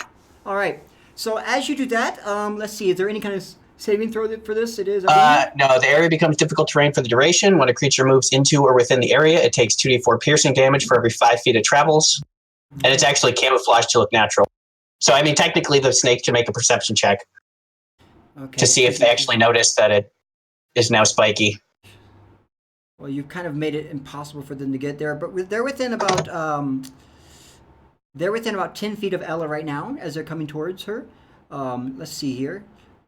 Camouflage to look natural. Any creature that can't see the area at the time as the spell is cast must make a wisdom, so they will be able to see it. Because they're in this terrain. They're in the terrain already. So they would know it was dangerous, but I mean, they're snakes. They might not care. We'll find out. All right, so you cast that, and all right, so suddenly as you do that really awesome thing, and suddenly spikes just shoot up all in front of Finwin, almost like a field of spikes, just kind of go up like tire, like a speedway tire thing is trying to stop a runaway car, and it's just like spikes come up from the ground, just poking up like thorns. It's a very thorny situation now. Ella, it's your turn. Okay, Ella is gonna sit on that branch like on a broom, just then gonna see what's happening, and then she sees Fenwin with all the snakes, and she's like, okay, maybe I can help, maybe. And she's taking a bit of leaves and forming it into a ring, and she wants to place like a cage on the bulk of the snakes with phantasmal force, so that they think they cannot come any closer to Fenwin. I think you're about. I'm guessing. What's your speed, Star? What's your full speed? How far away did you carry her? Star, how far away did you carry Ella? I'm thinking it was about 40 feet because I think you can go 80. The spell is also 60 feet. She can double her speed, I believe. So. Are you talking to me? I am talking to you. Yes. How far did you carry her? It should be half of your speed. Well, my movement is 40 feet. Doubled that, right? Yes. So yeah, you're 40 feet away from the action, and from the snakes, you're about 50 feet away, Ella. Okay, so the spell range is 60 feet. Okay, excellent, perfect. And I just want to place it where most of them are, and just want to help Fenwin out a little bit. All right, and did I just? Okay, there we go. All right. Did you put them on the? Are you putting it on the? Okay, Phantasmal Force. So it's just, let's see. You can craft an illusion that takes root in the mind. They have to make an intelligence saving throw. Intelligence saving throw. Okay, thank you. That's what I needed to see. D20. I believe I've made it. Those snakes are smart. Somehow. I'm not sure how I did it, but these snakes, they saw it coming, and yeah, they got a. Oh my gosh. Okay, so an intelligence saving throw. That would be a what is the actual thing for it? What do I have to roll for it? Intelligence and then -5. So they have a 14. Yep, I know. What's your save? You mean it's 16, my spell save All right, DC. then they didn't make it. Okay, they didn't see it because it's not they're -5. Okay. And so yeah, they do not see it coming. Well, how much damage do they do for this? It looks like it's a 1d6 psychic. Well, it depends if I make it harmful or not, but right now I just thought about containing them, so it wouldn't hurt them. and if they go against it, does it? Actually, what they're okay. So what they see suddenly they see as a cage goes around them, like almost like a glass cage, and they're like, Yeah, like and they I wanted to make. I could like say it's on fire or it's pointy, but Ella's just like, oh, just stay there, so they can't go through. Alright, so they stop moving, and they are within like almost 5 feet now, or 10 feet still. They suddenly just right in front of what they think is like pretty much a glass or a glass cage. They're just like they hurl themselves up and on their hinge, and then like kind of like and start like almost attacking the phantasmal barrier. Are they in Spoon's area of effect? Are they in Finwind's area of attack? They're Spoon's, not mine. For the spike growth. Yeah, for that one they'd have to move. they haven't moved yet, correct. Yep, they haven't moved, and now they won't be moving. So, is their turn now. Let's see, what kind of DC do I need to do? Realize the phantasm is an illusion is a DC check. So I'm going to do another intelligence check. Is that right? But they can if they're like wondering what's going on, they can investigate it. All right, I'm going to go ahead and roll a DC 20 and -5. And let's see if they figure it out. That's actually almost impossible for them to figure out. You have a 16? Yeah. Yeah, okay, Yeah, I don't even have illusions to roll. work I don't really even well have on to roll. animals. They're stuck. So you've literally used your magic because I can't roll anything higher. I think even if I roll a natural 20, I don't think it'll work. So what that means is pretty much these things believe. I don't know how long does this phantasmal barrier last? I think it's 1 minute. 1 minute. All right, so this phantasmal barrier goes up for 1 minute. For 1 minute, these things are stuck in a little cube. They're 10 rounds. they're stuck in a little cube. If you want to attack them or whatever, you can do that. I believe it's Magran's turn. They are stuck. They're just looking like in a panic. They're just kind of swarming over each other. Magran, it's your turn. They don't know what to do. Well, seems kind of like a waste to throw some spell slots at the problem now. So, yeah, he's just gonna pull a hand axe off his belt and huck it into the cloud of snake. Well, you guys, I don't think any of you guys see any of it, do you? I believe only they see it. So they just seem to be stopping. So you just throw it, and yeah, it's just gonna you're just throwing right at them. You see them just suddenly stop, and they almost go into like a cube shape as they're swirling around each other, and you just throw your hand axe right into that cube shape. Does a 21 hit? Definitely hits. Okay. Show me that damage. For 7 damage. 7 damage. Okay. Excellent. All right, where's my calculator?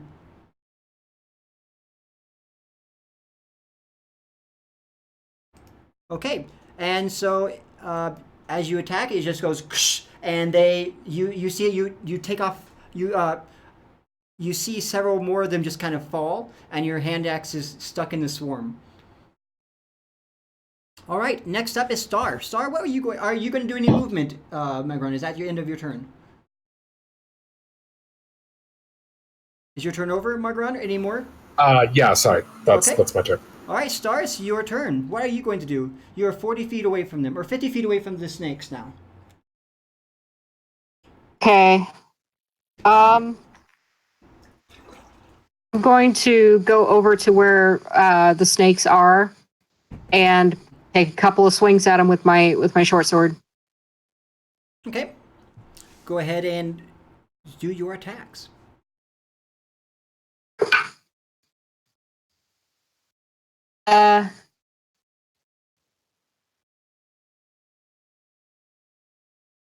It's 14 hit? Yeah, 14 does hits. hit. Mm-hmm.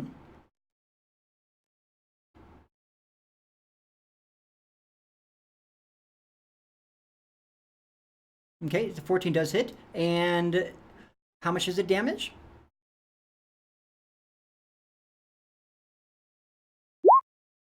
8 damage. Okay, are you attacking twice? Yes. Okay, go ahead and roll your next attack for your, I believe, your paw attack, right? Yeah. Yeah.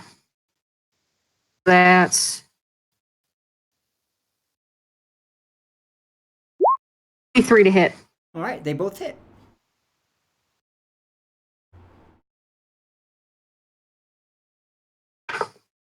Okay, how much damage is this one? That's 9 damage. 9 damage, okay. All right, you see them. They're definitely thinning. You're definitely thinning the herd now. This little pack of snakes. You're definitely thinning the swarm. Now there is literally just, you can see that there's like about 6 long snakes. Some of them with like almost like cobra backs. There's like 6 of them just running or slithering over each other, still inside of this. In this square section, pretty much. They're just like swearing around, just going back and forth, moving around, and trying to figure out where to go. And they don't know what to do. They're kind of confused. Finwin, what are you going to do? Or I'm sorry. Are you going to move away from them? Nope. All right, you're going to stay right in front of them now? Okay. Finwin, it's your turn. Eldritch Blast. Eldritch Blast, okay. Hit me!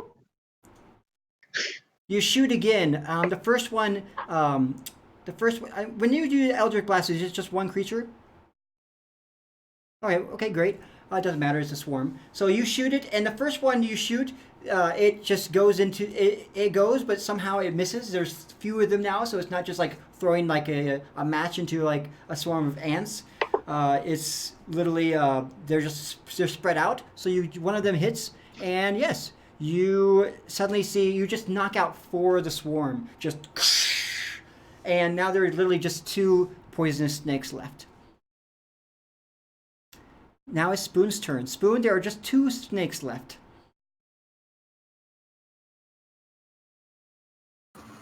You're muted.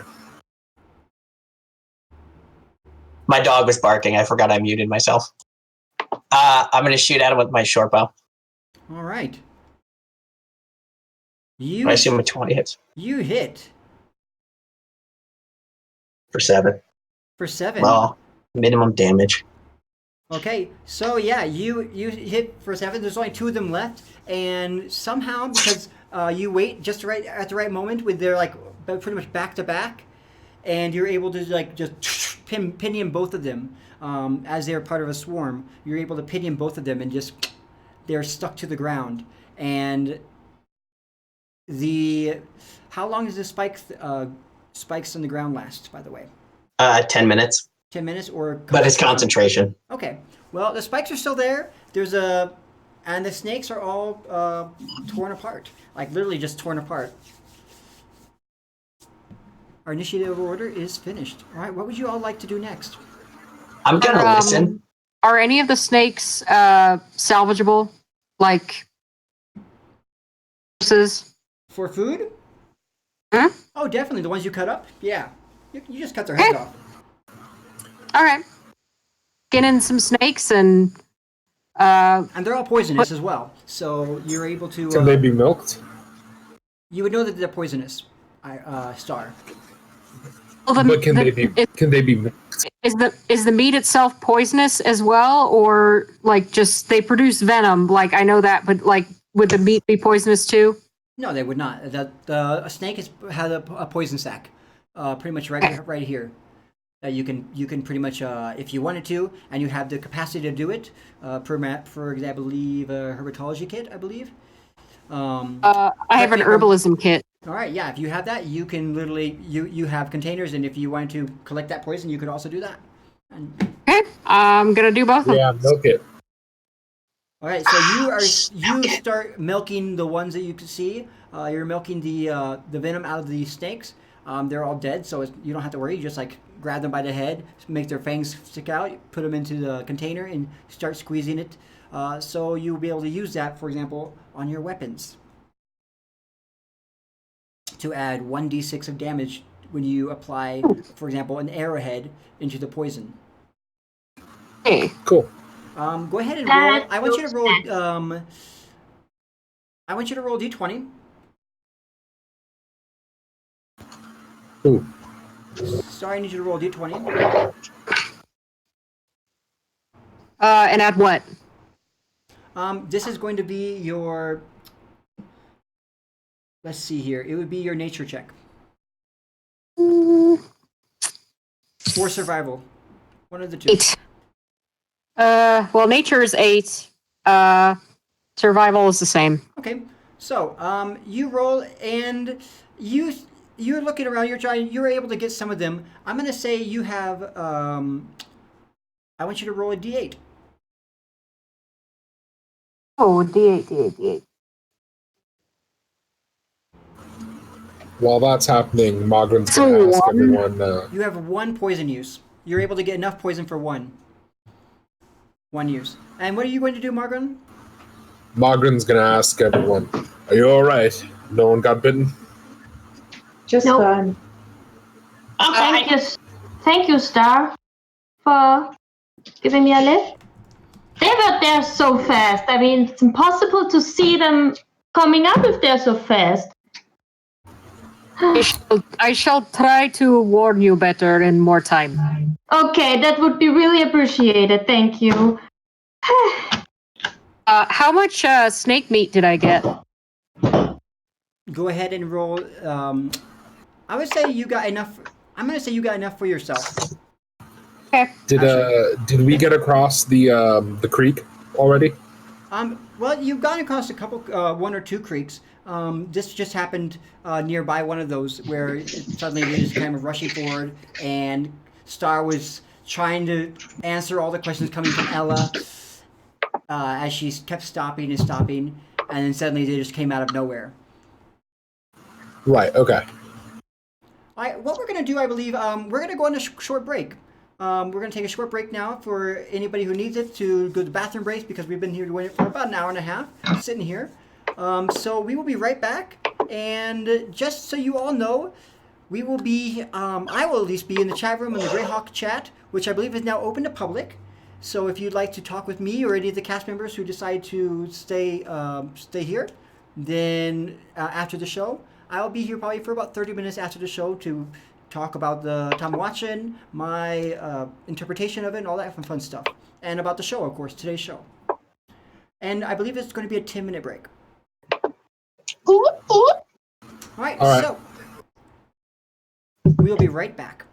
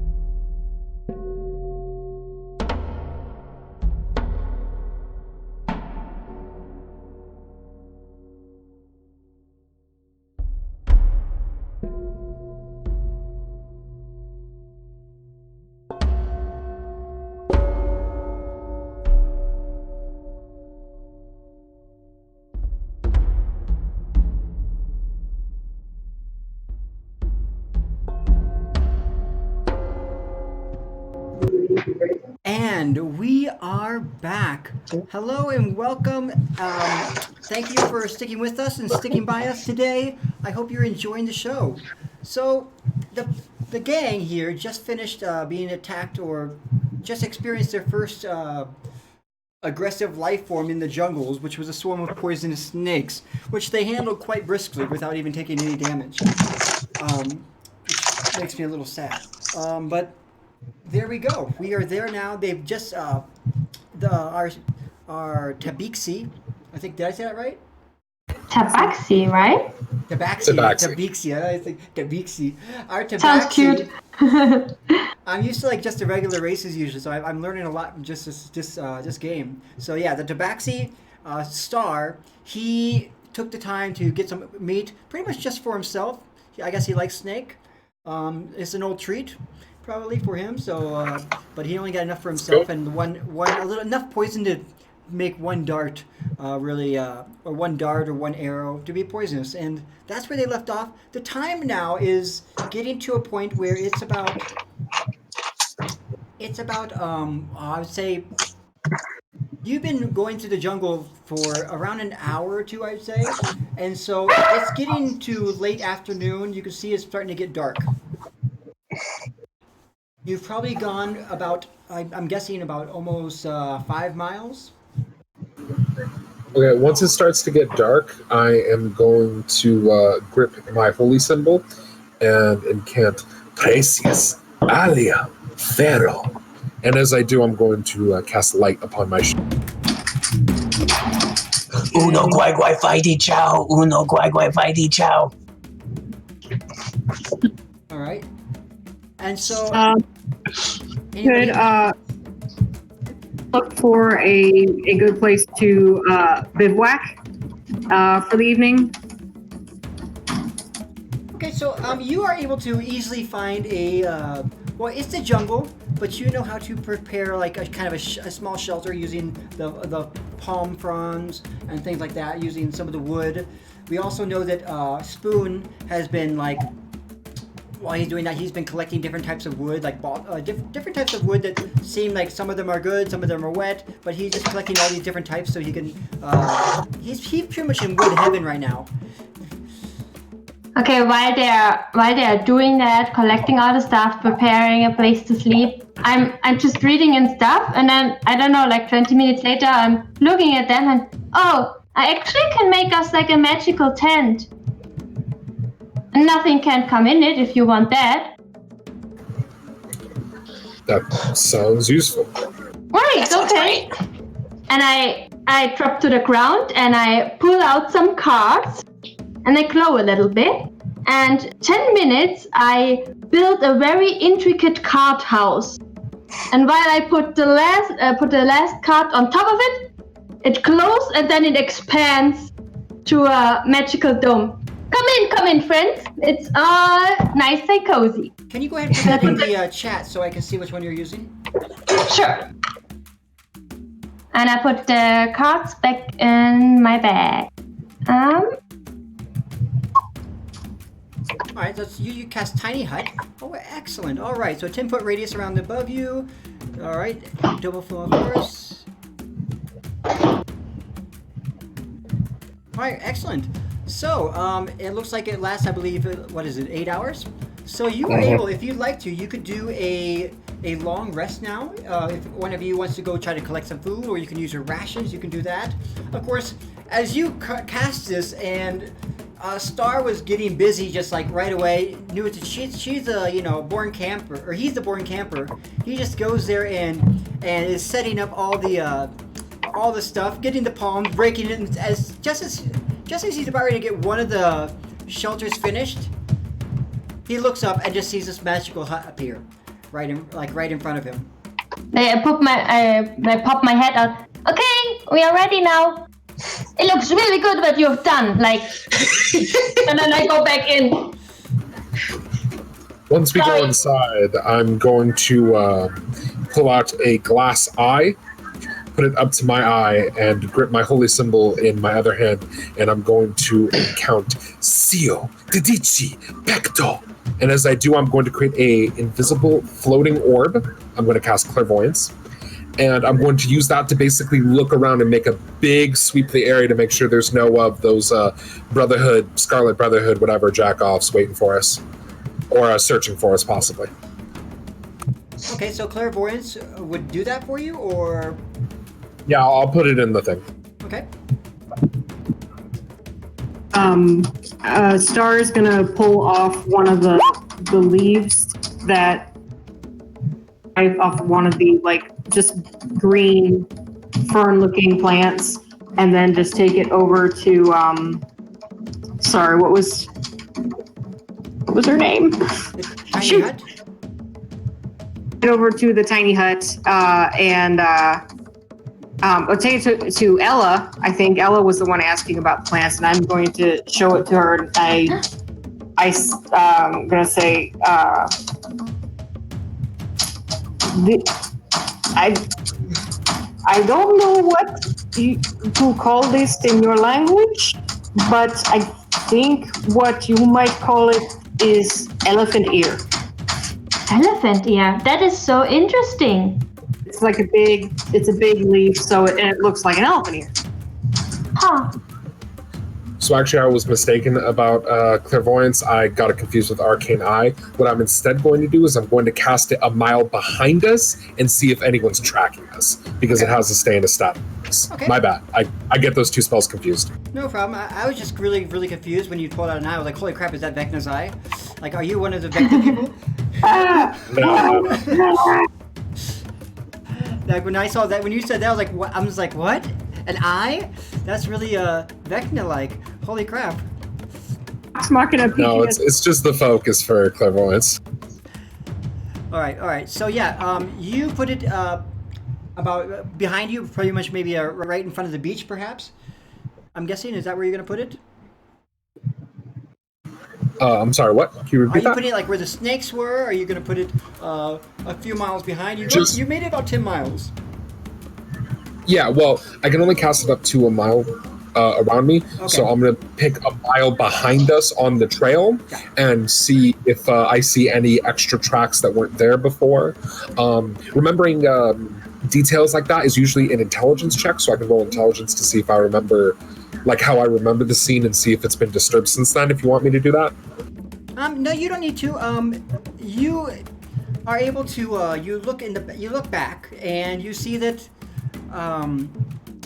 You're pretty much viewing with your own eye, viewing it, and as you look into the eye, and it's like little eyes like twitching around, and like this little sensor is just twitching around, looking around as it just appears in that spot you wanted it to appear, and you see that you see regular wildlife moving around.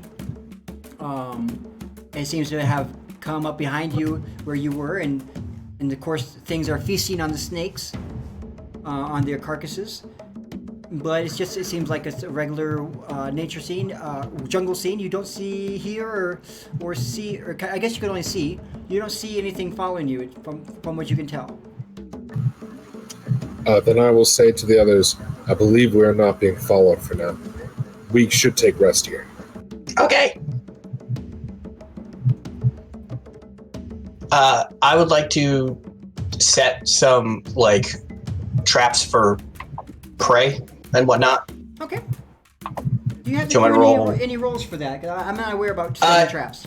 I assume survival.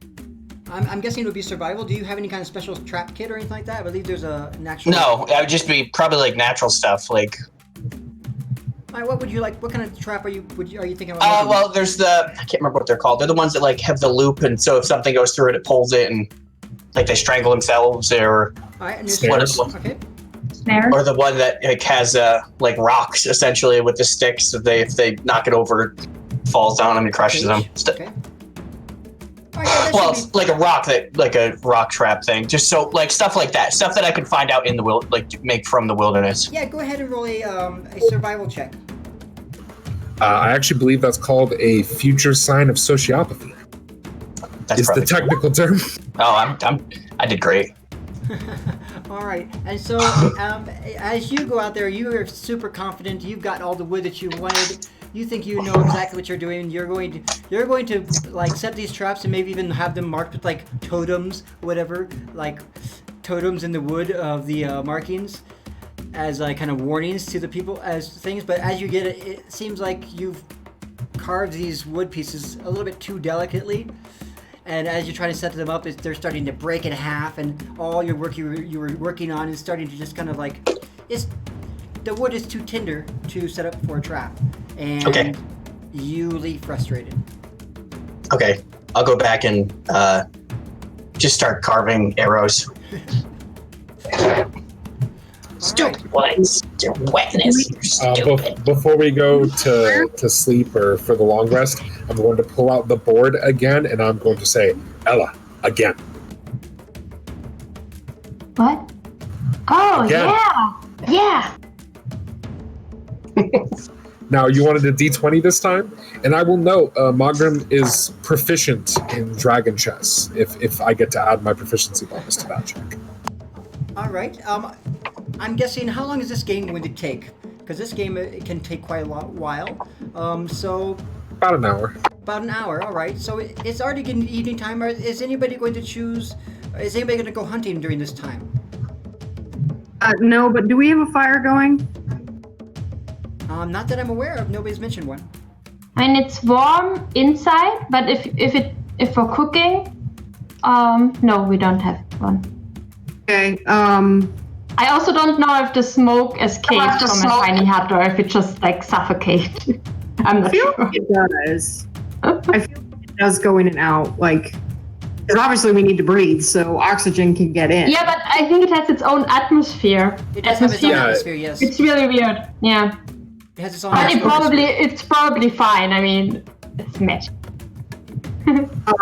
Well, Maybe okay. it just dissipates the smoke naturally. Yeah, probably Okay, something start like that.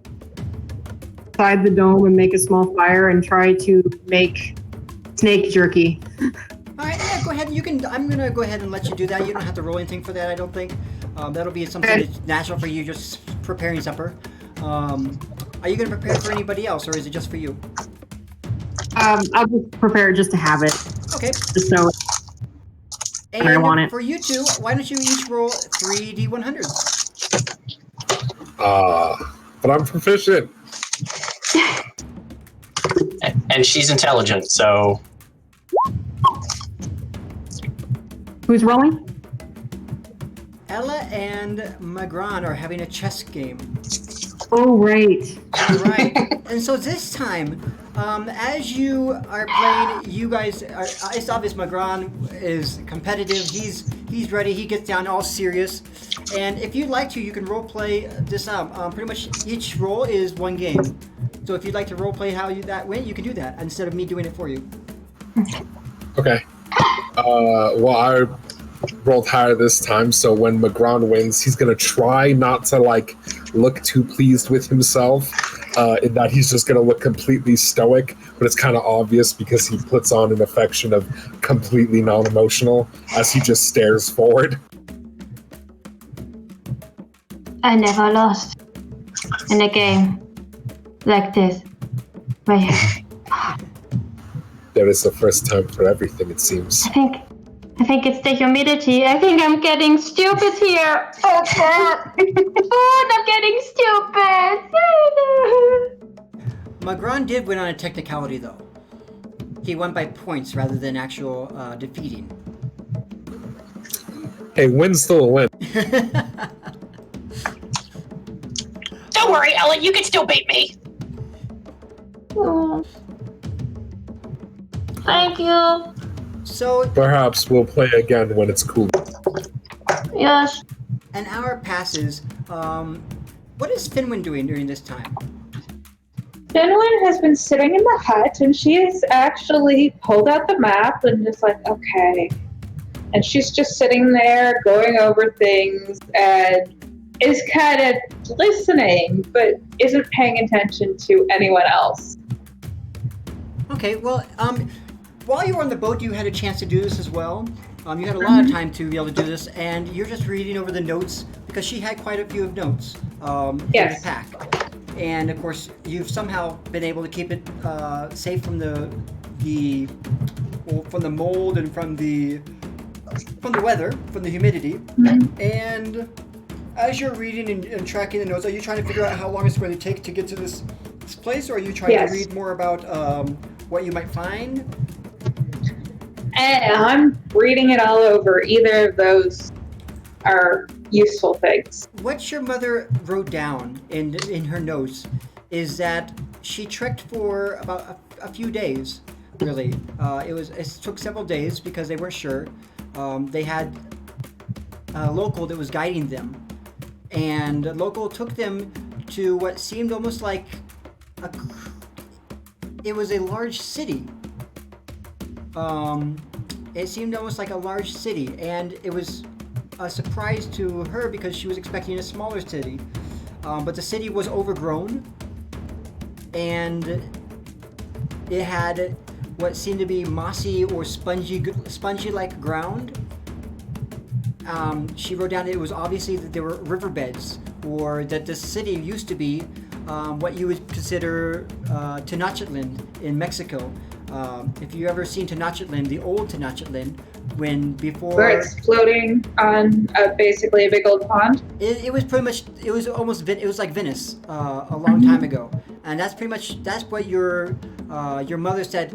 Your mother writing down this place was massive, but you're reading ahead. What you read is how to get to Tamoachan. Tamoachan is close by this place. This place is actually the city called the city of the city of the tree. And there was the city of the sun. And this city is apparently the one that destroyed the Tamoachan in the past.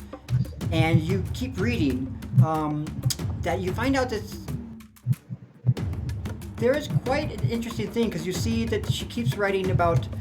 She says she's writing. You see pictures of a thing. You see like a serpent. She did some sketches of the pyramid. It looks like there was serpents on the stairs. Statues, of course. She mentioned that there was lots of fauna, lots of carnivorous plants, and as well as some molds or spores that are quite dangerous. Some of the ones that she mentions in her thing, that she says, yes, there was she ran into a couple yellow molds, some olive slimes that came down from the trees, and even she was surprised to find an oblivious moss. And then there were also a few gas spores and giant sundews, as well as man traps. And she has some different pictures of these. And so these are the things that you are reading about and learning. And you also learned that apparently, according to some fables your mother read, to collect a feather from the inside the temple is forbidden. This area is considered haunted. The guides would not go with them any further. And she was actually not able to because somebody came down with a sickness, and then it started to spread. And so they had to fall back. And so you learned that there was a sickness, some reason, when somebody got sick and they had to fall back to save their life. And so that's the reason why she never was able to go forward and find this, what she believes is a relic of a feather. Is a feather of the plumed serpent. She doesn't know what it does. Nobody will let her know. When she tries to talk when she said she tried to talk to the locals, natives about it, they would just walk away from her.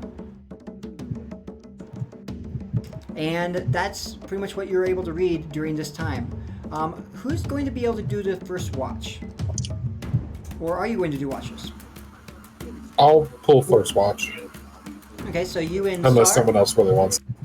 All right. The two mercs will do the first watch. Who will do? I am a soldier, and I am insulted by your insinuation. In character. All right, so the two soldiers, soldiers of fortune.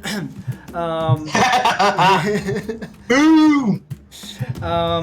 so you are going to do the first watch. Is anybody going to take the second, third, fourth watches, or are you just going to do one watch and try to stay up all night? I'm gonna go in the middle of the night. Yeah, so will I. Yeah, I figured we just rotate All right. so that everyone gets an equal amount. So we got 2 Star and Magron on the first watch. Then it's going to be Finwin and Spoon on the second watch. Who's going to be doing any more watches, or are you just going to do 2 watches? Well, I mean, nothing. 4 hours each. Enemies can't get in. Nothing can get into the tiny hut, so So it's not like we're I- going to get attacked. If someone wakes Ella and tell her to keep watch, but then he sits and keeps watch. But if not, then she wouldn't think of it. Okay. Well, yeah, you have 8 hours inside that hut to be able to do what you want. You have a dry atmosphere. It's not moldy or it's not wet, which is why you had no problem taking your papers out and studying them because, well, it's a safe environment. And And then it all goes back into its scroll case to be protected. for the first watch, is everybody just going to go to sleep and leave you two up? I'm going to go ahead and let you all roleplay that. You're all in the tent now. I'm guessing Star's come back in from cooking her dinner, and she could be enjoying herself. I'll go ahead and let you all roleplay this for the evening. I think we should take 2-hour shifts. I'll go first 2 hours, then Star, then Spoon, then... I'm sorry, your name actually disappeared. What's the tiefling's name? Fenwin, Fenrin. Wait, Fenrin or Fenwin? win. Okay, then Fenwin. If that's agreeable.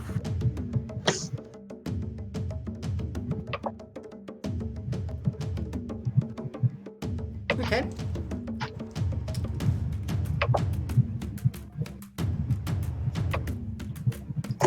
This is just a DM That's rolling fine. dice.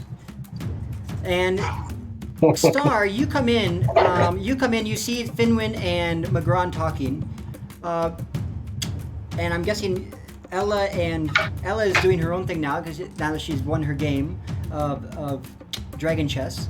Spoon, I lost what it. are you doing? What am I doing? Spoon. Oh, Carving arrows. Carving arrows. All right, you're busy carving arrows. Okay. Star, are you going to be doing anything? I know you've already claimed the first watch. I'll swivel out to the wilderness. Okay. Well, then I'm going to go ahead and say that Finwin and Spoon and Ella. I'm guessing you are going to take the rest now and just get some sleep. Mm-hmm. All right. So that Yeah. leaves Star and Magron. Are you guys going to have anything to talk about in this 4 hours? Yes, I am going to ask Star, how long have you been here? I was a child here. What do you know of our enemy?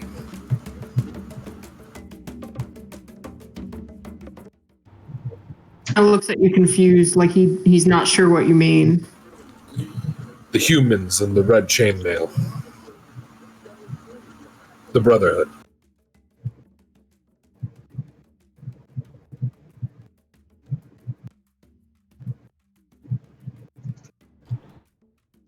You would know if you need some help with that. You would know that they came in a while ago. They do their own thing, but they do tend to. They have subjugated your enemies and some of your own people as well, but it was mostly your enemies, and they've subjugated them and made them into slaves. You do know that they are almost like really bright white skinned. A very pale skin, Fucking white people, man. a very pale skin type of human, and When you say my enemies, they enslaved my enemies. Are you talking about the Omens? the omens, yeah, they're the enemies of your people, and they are the ones who are enslaved. Of course, there are some Tabaxi that are also enslaved, but not from where you were, because That's way deep into the jungles. I think They stuck that to the coast. I these people in the red chainmail, they are not my friends. They have subjugated my enemies. Do not think any living thing should be a slave. If it if someone should be a slave, it should be them.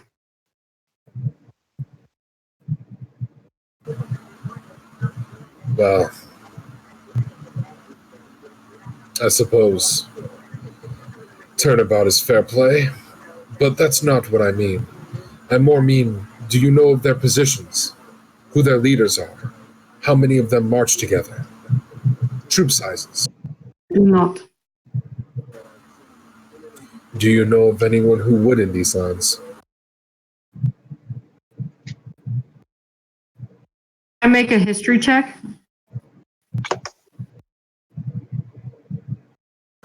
You're muted. What did you ask, Magron? Could I make a history check? Yeah, you can make a history check. Magron, what are you asking her?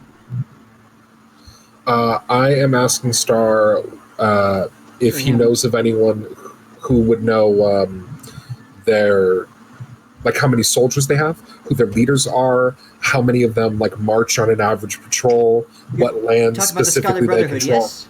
Yes, the Scarlet Okay. Brotherhood. All right, what'd you roll? Okay, so if I wanted, I'm going to use my mystical erudition. Okay, what's that do? Can you go ahead and type that on the? There should be a button you can on the right hand side. I should have had that typed in for you, so you can just click it, and information will pop up on the screen for us. Okay. So it should be on your right hand side with all the on the right hand side with all the other information about your character.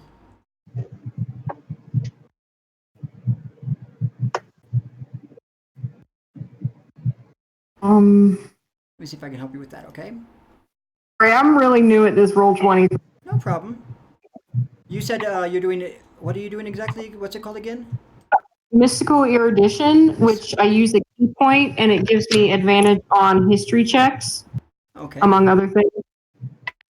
All right. Mystical erudition. So it should be over here on the right hand side. I'm gonna jump this over here. There we go. Now it's letting me do it. All right.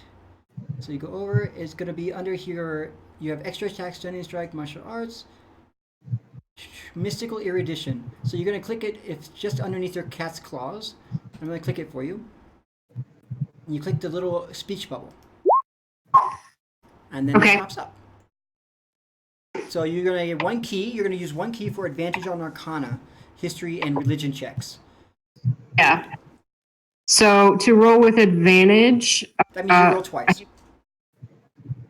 hit the little dice button over here. So if you And roll then a I history, hit- you click history, and all you have to do is just click the history.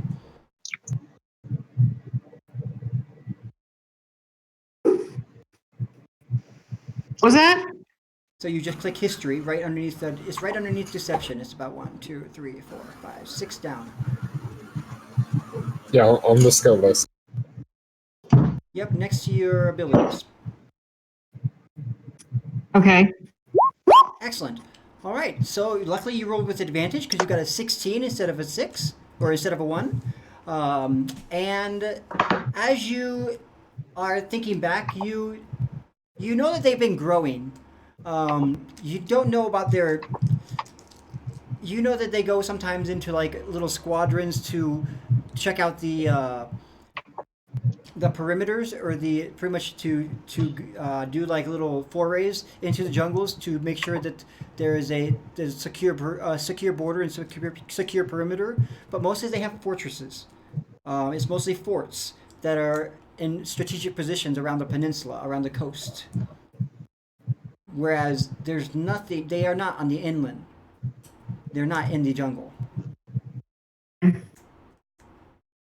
If So they they have do go in the force jungle around. though. Sometimes they do go in the jungle, but mostly it's to work with slavers, other slavers. Like sometimes it's one Omen tribe might try to attack and sell their captives to the Scarlet Brotherhood, for example, or even Tabaxi might do it, or sometimes vice versa. And then So all the four are on the coast. yeah, they're all on the coast, and of course in the city, Sisterine and those places. Okay.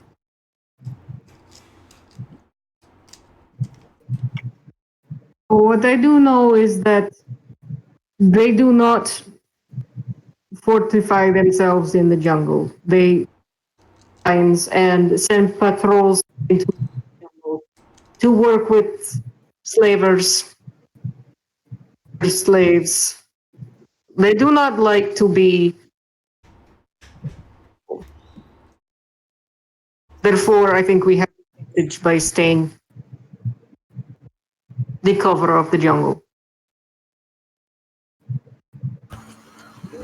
The natives will sell slaves to the Brotherhood? I believe so, yeah. That seems horrible. Seems like you. Well, I suppose we should focus on not being taken alive by our enemies. Good talk.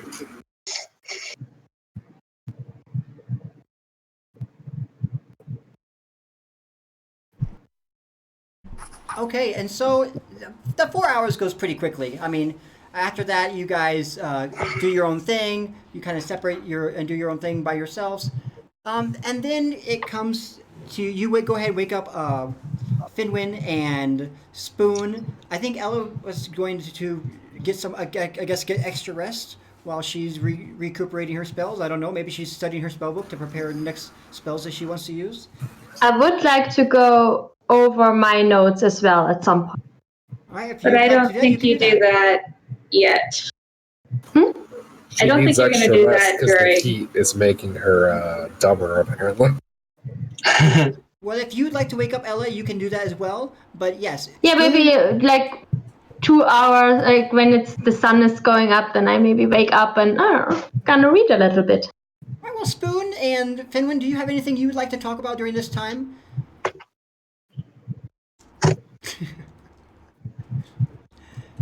So No. Spoon is just spinning this whole time. He's like looks up as he gets up and he just starts chowing down and having his midnight snack, and is enjoying himself quite well. He's liking the jungle, I think. Yeah, it's got fun in games. It has everything you want. And yep. All right, and then Ella, you can see a light pretty much outside. Let me go ahead and describe outside. Outside the hut it's pretty much, you can see outside the hut. It's almost like an observation deck inside the jungle. It's fascinating. You do see some larger beasts that walk by. They're really almost like shadow-like. Like you have to be watching pretty carefully, but they just kind of shadow-like. You can see things are hunting. Some of the flowers are blossoming that were never blossoming before. They have iridescent phosphorus. How do I say it? They pretty much they glow in the dark, and you see how some of them just like grab bugs as they get close, or some of them even grab small rodents as they pass by. You do see some heavy movement in the bushes before, and you think you see a humanoid shape going through the trees, but it's there and gone. It's almost like a shadow, like Bigfoot. That's probably nothing. And that's and of course the sounds at night. For some people, it could keep you up all night. For others, it could be peaceful. But yeah, you hear the, all the howls, the monkeys, the howlers, the strange, really strange sounds that you haven't ever experienced. For Star, of course, for Star, it would be like home. So this is just finally in civilization, and yeah, that's what you experience outside the hut. Ella, the sun is coming up. Is there anything that you would like to do as the sun hits your face and begins to get you feeling refreshed? Yeah, I don't think she slept so well. I think it's some kind of sensory overload of all that stuff going on and wanting to write it down and try it and like having read about so many things but never been there, and just wakes up and like, okay, I have to concentrate myself, and she puts on her big glasses again and gets all her books, and like the most important book is a very tiny notebook so no one can read it easily, and she just wants to go over what she and Spoon found out while researching in the library. And if she, because she feels really like that this is not her terrain so far, and maybe she can get a little bit calmer when she studies. So she would like to do that.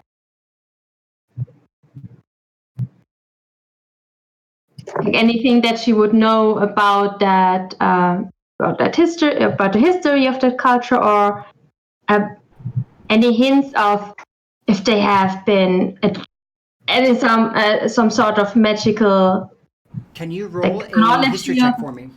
Mm-hmm. And no, technology. Okay. No. I believe you have advantages with your background, don't you? I think, well, with my gnome thing, it's on a chemical objects or magic items or technological devices, but I don't think it's just for normal history. No. Okay.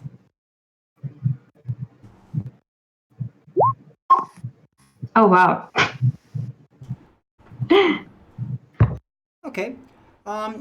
So just a regular history check there, and what you from your studies, you are pretty much geeking out. I'm guessing you're saying this out loud to everybody, just whoever wants to listen.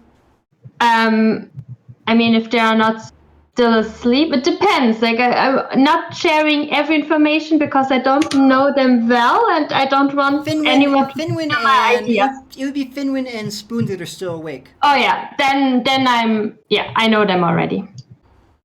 So what you do know of, you do know that, yeah, historically this place was full of magic. It was the original place called of spell weavers. The spell weavers were an ancient, almost like an ancient race, just like these people.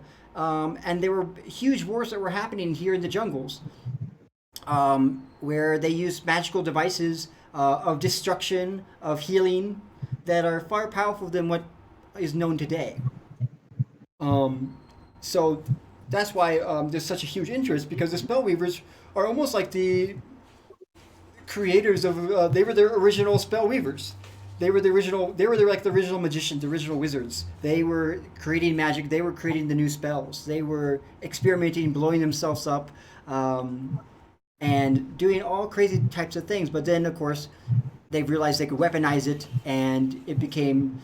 They took out, like, for example, they took out, there's this the story where they took out Tamoachan in a day, when it rose up, and different people, different nations would use these spell weavers to their advantage, and this eventually led to what everybody knows is the rain that pretty much destroyed and caused the two great nations to be destroyed, and a huge amount of refugees to come across the lands. The Sul and the I'm forgetting the other name.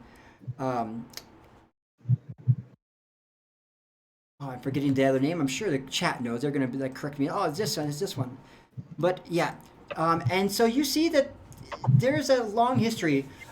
You don't hear anything about the magic of the natives of the land. You do know that they have some different magics, and there are some hints, but nothing that really.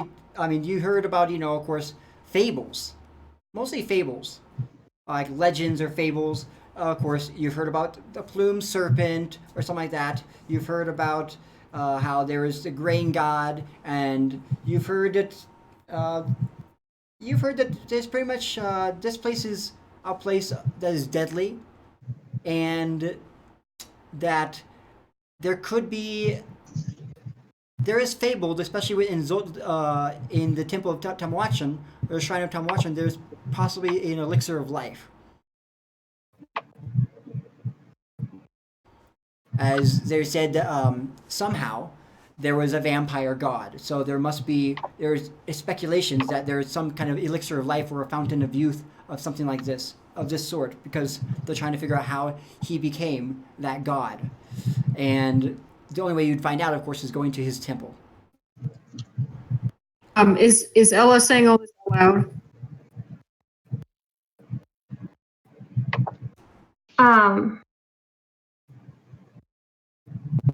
Well, actually, I mean, if I already knew that stuff, I was just like trying. I think just murmuring and trying to connect some more points and what we have seen. Like, yeah, maybe although that there must be something. I don't know. Crowd, and I just like you. Maybe some words come out. Some. Okay. All right, so everybody's awake now, and it looks like we're coming up to 7:30, which will be our finish time. So we have another show coming up right after this one. So what we're going to be doing next time, of course, is we're going to be continuing our trek into the jungle and heading towards the lost shrine of Tamoachan. I hope you've all enjoyed the first session of being introduced to jungle exploration. It was my first time running a jungle exploration. And I hope everyone has enjoyed getting to know each other in the game and getting to know the new characters. Is there anything? Sorry, I'm so inexperienced with the Roll20 stuff. I'm just. Don't worry, I'll sit with you. We have a week to go over it, but you only have to do it at the very end. It's all right. We'll go over it a lot, and I can get you up and prepared for that. But yeah, let's go ahead and do some closing things here. This is where you can talk about, throw your plugs in, talk about what you're doing outside of the Greyhawk channel. I'm really happy that you guys decided to come and be on the Greyhawk channel for this season. Let's go ahead and start. This time, let's go ahead and go backwards. And Magran, why don't you go ahead and go first this time? Or, sorry, Mario. All right, well, I'm Mario Villas. You can find more of me at Lights Camera Initiative on Twitter. I run the Twitter for our YouTube group of the same name. We do published 5e adventures and review them in our home group. We have 2 games going on right now. One is Curse of Strahd, run by my friend, and the other one is Tales from the Yawning Portal, and ironically enough, right now we're in the Hidden Shrine of Tamoachan. Very different from this one, though. We're running it pretty much straight by the book. Yeah. Additionally, you'll be able to find me on a Scoticus channel one-shot tonight in like 2 hours, 3 hours, I think. So, yeah, check me out there. And I love you all. Oh. All right, and Can you feel the love tonight? Finwin. God. Oh God, Finwin. Hi, I'm Laura. Falcon. Yes, you can find me on Twitter at Falcon of Light. Otherwise, you can see me a lot of places and a bunch of different chatting on Twitch as Falcon of Venom. Yes, I see you quite a bit on there. All right, and let's talk to Irish Dream. Hi. My name is Brittany. I've been playing D&D for about years, roughly. And when I'm not playing D&D, I'm cosplaying, and I'm an avid cosplayer. I love cosplaying and prepping some stuff for Gen Con and finding out all sorts of stuff when it comes to and learning through learning through things not going well. But yeah, so you can find me on Instagram for my cosplay stuff as Cosplay with Britannica. Awesome. Okay. If you want to, you can go ahead and put that link into the chat to let people know where they can find you. Let's go to Ella. Yeah, there's not so much to talk about me. Yeah, my name is Rebecca. You can find me on Twitter under Deluriti. I pronounce it German, so. Yeah, it's my first time on a stream. I enjoyed it very much tonight. I'm looking forward to the other sessions, and yeah, I'm curious to what's to come. Well, I've really enjoyed your enthusiasm in today's game. It's been fun seeing how you play your character. Oh, thanks. And Calvin. Now he really saved the best for last. I am Calvin, also known as Calvy Calves Gaming. Calvy Calves Gaming on Twitter, where you can chat me up. I like comics, role playing games, video games, pretty much anything nerdy. I'm going to school for engineering, so I'm always down for talking about that. I have a YouTube channel where I post video game playthroughs. I have a Twitch where I play. It's Calvy Calv, where I occasionally stream playthroughs of games. I technically have a Patreon, but I haven't really finished the stuff I'm going to put on there yet. I'm doing character journals. So it's essentially a character going through an adventure, and it's like his journals from every day. My friend is running that, and so it's challenging my writing skills, which are pretty much non-existent. Yeah, that's pretty much the gist of what I do. I do have the link because if you saw the mask that I got, and I mean, it does look. I think it's spectacular. It surprisingly fits. Although I do have an average size head, apparently, unlike Mario. Because I always thought I had a big head, but I have the most common size. I wear the most common size in the military, 7.5. So I'm just like, this is the most common size. So I don't know if I could post that or not. The links aren't really the links won't show up. So if you can go ahead and post it in our chat, and I can go ahead and copy and it paste posted. it. I don't know if it actually posted, but I see it posted. But I'll post it in the chat too. They won't show up for anybody else, just for you. Okay, all right. I'll post it. That's where I got the mask, and I really like it. It's a really good mask. So I told him that I would do shout out for him because he was really good. It wasn't super expensive, and it seems like a very good quality mask to me. So that's it. I was really impressed. Like, I was not expecting you. We jokingly joked like, yeah, a bearded kobold. I would love to see that. And the week later, and now you have. he sends us all a video, and we're just like, holy crap. Yeah. So in real life, it's a bearded man wearing a kobold mask, but in game, it's a kobold wearing a fake beard, right? Yeah. Look at me! I'm a person! Doo-doo-doo-doo! I'm a dwarf! Rats! Boo! All right. What can I say one more thing, actually? I forgot to say before.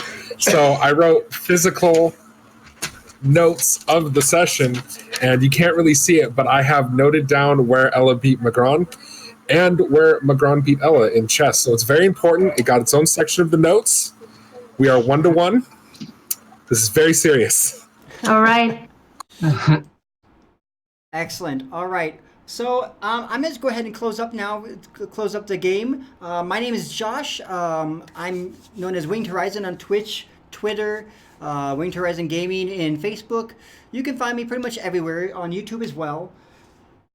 But aside from that, I would like to to thank our Patreons. Patreon is why we're able to do this. I want to thank all the players, of course, because all these players are the ones who really make the magic happen. We don't have stories without players. So thank you all for taking a chance and taking a risk with me to play in this game and to try playing an actual campaign season. It's been so cool to actually meet all of you. I've never knew any of you before this game. Talked to Calvin a little bit, and that's about it.